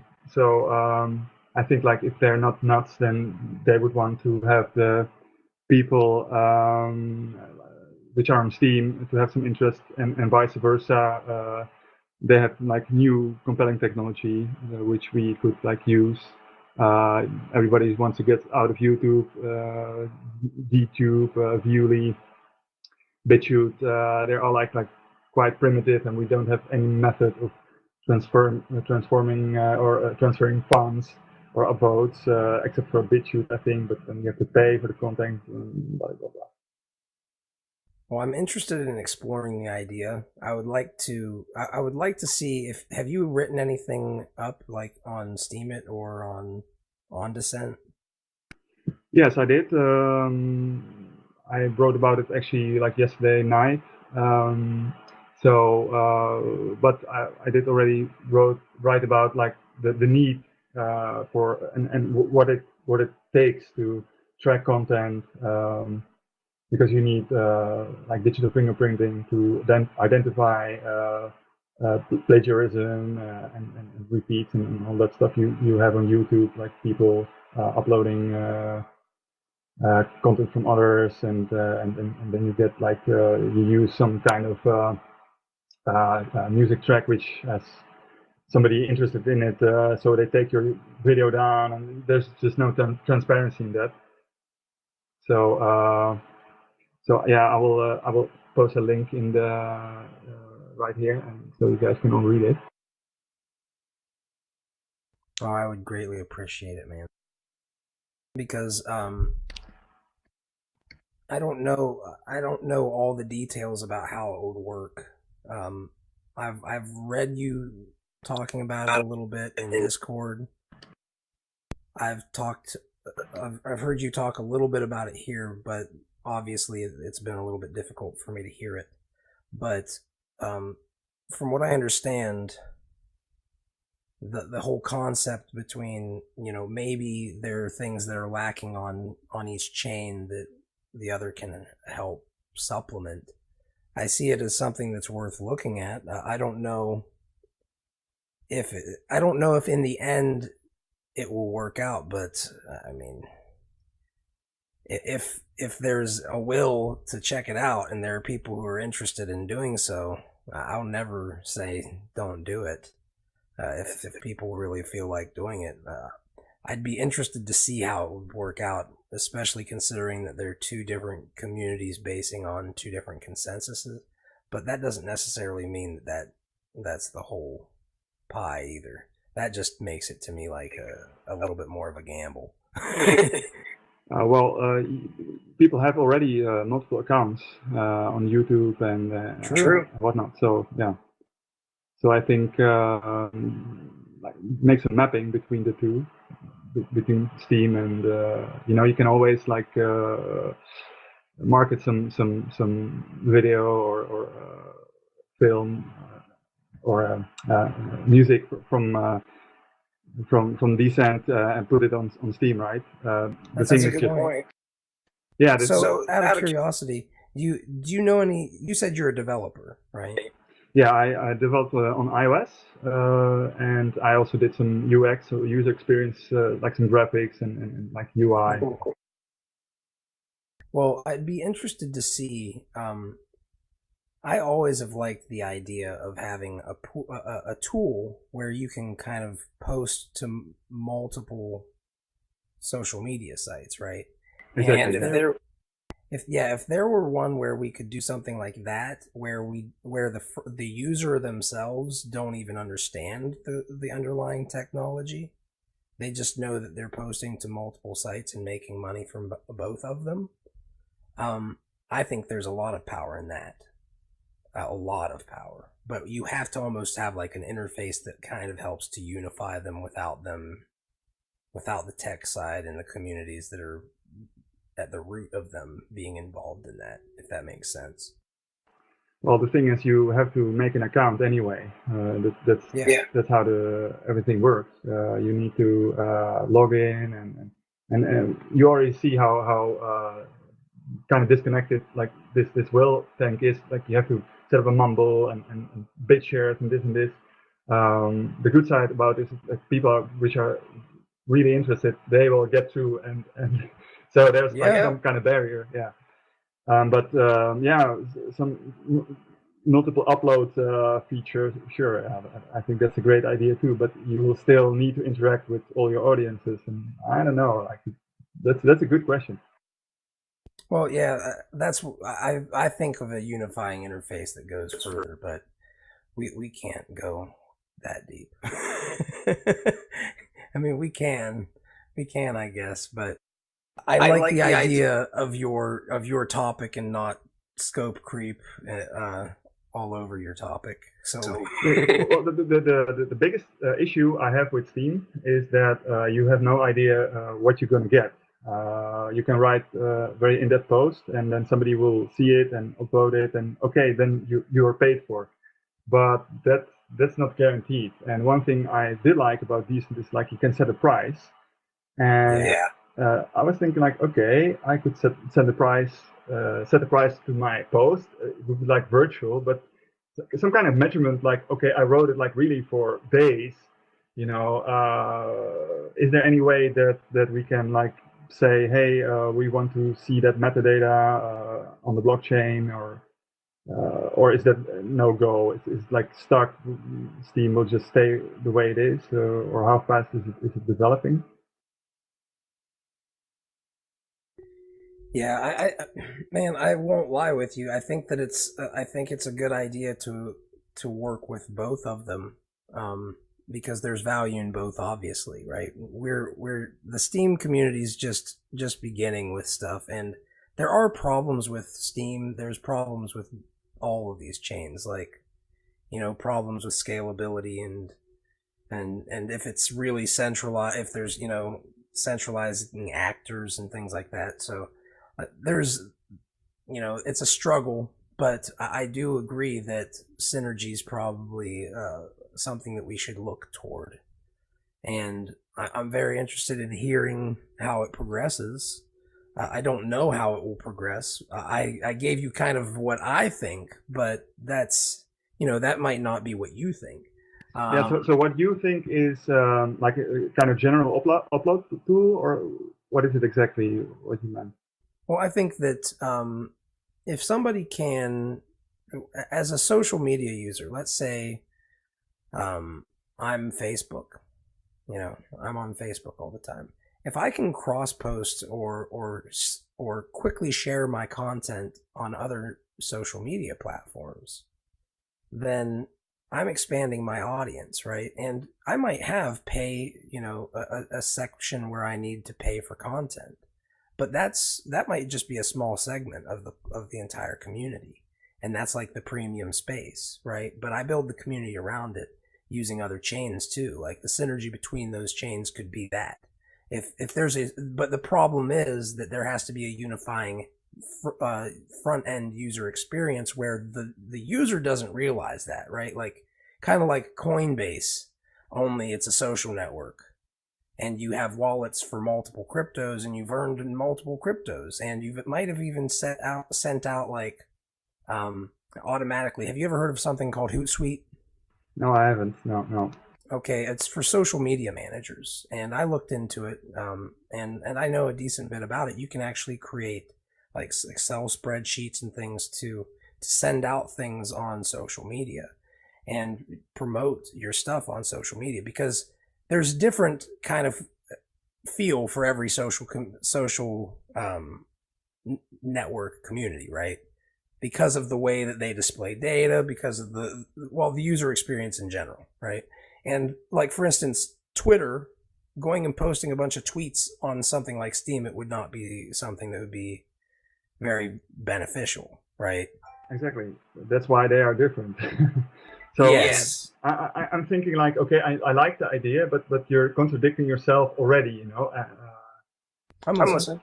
Yes. So what do you think about how could you like stay connected like for real, like we are now, and also cater to all those audiences? I'm not sure like if that's doable. Well, I'll say this: we just hit the mark, but we can talk about it in the after party if you're cool with that. Yeah, sure. Unless you have a token or something that you're going to share drop on the community, of course. No. I'm just going to wrap it up by saying I will dive into it. I'm going to write about it. I'm going to do an interview then with those guys, or there are some guys who are already set up doing interviews on Discord. So I will maybe make an interview about myself first to like tell more about my background. Which is like really huge, and that's why I was like, hey, I know so much, and I'm going to post a really detailed post, which is like really valuable, but nobody's seeing it, right? So that's where I come from. So I'll be doing that kind of interview, and then with talk with those decent guys, and yeah, I was glad to join another Whaletank, and let's see what happens. Sure, and I want to make it clear, well, before I do that, though, before I make it clear, how do people contact you if they want to talk to you? They want to reach out to you and ask you questions or anything? Yeah, what's the best way? I think my Steemit, people can always, I really look at all my replies. So until then, I think the Steemit, my Steemit blog will be the best place. Okay, and you are at Nutella on there? Exactly, yes. So N is in Nancy, U-T-E-L-A. Yes, exactly as you see it here. Yes, okay. Well, I just want to make sure before we wrap it up, but I will say thank you to everybody who joins these Hangouts. This is a mutual aid society concept, is where Steam was drawn from. So it's a very interesting social network. It's not like most social networks. It's almost kind of a cooperative. And people bring to the table in the form of time and effort and money, and we can build things. So we all have tools. All these chains, like I always say, are tools. Think bigger, don't get locked into one chain, but recognize that they're all very valuable chains and tools that we can use to better the world, but also empower ourselves. And guess what? We can also line our pockets to build more stuff. So it's really, we're living in a cool time, if you don't watch the news and all the ridiculousness and the chaos that they're trying to create, and you just build, there's a lot of good news that we're helping create in these things. So I want to thank all of you, and I also want to let you all know that donations and help that we receive goes into building something better and trying to help all the people who are here, who are building. So in any way that you guys can help us, donations of time, of, hey, I think this needs to be done, I think this needs to be done, I'm letting people do it, because this isn't a me thing, this is an entire community thing. So I'll just finish up by saying thank you, everybody, and you will be earning a little bit in addition to all of this stuff that we talk about here and all the networking. But we'll see you next week, and we're going to go ahead and start with the after.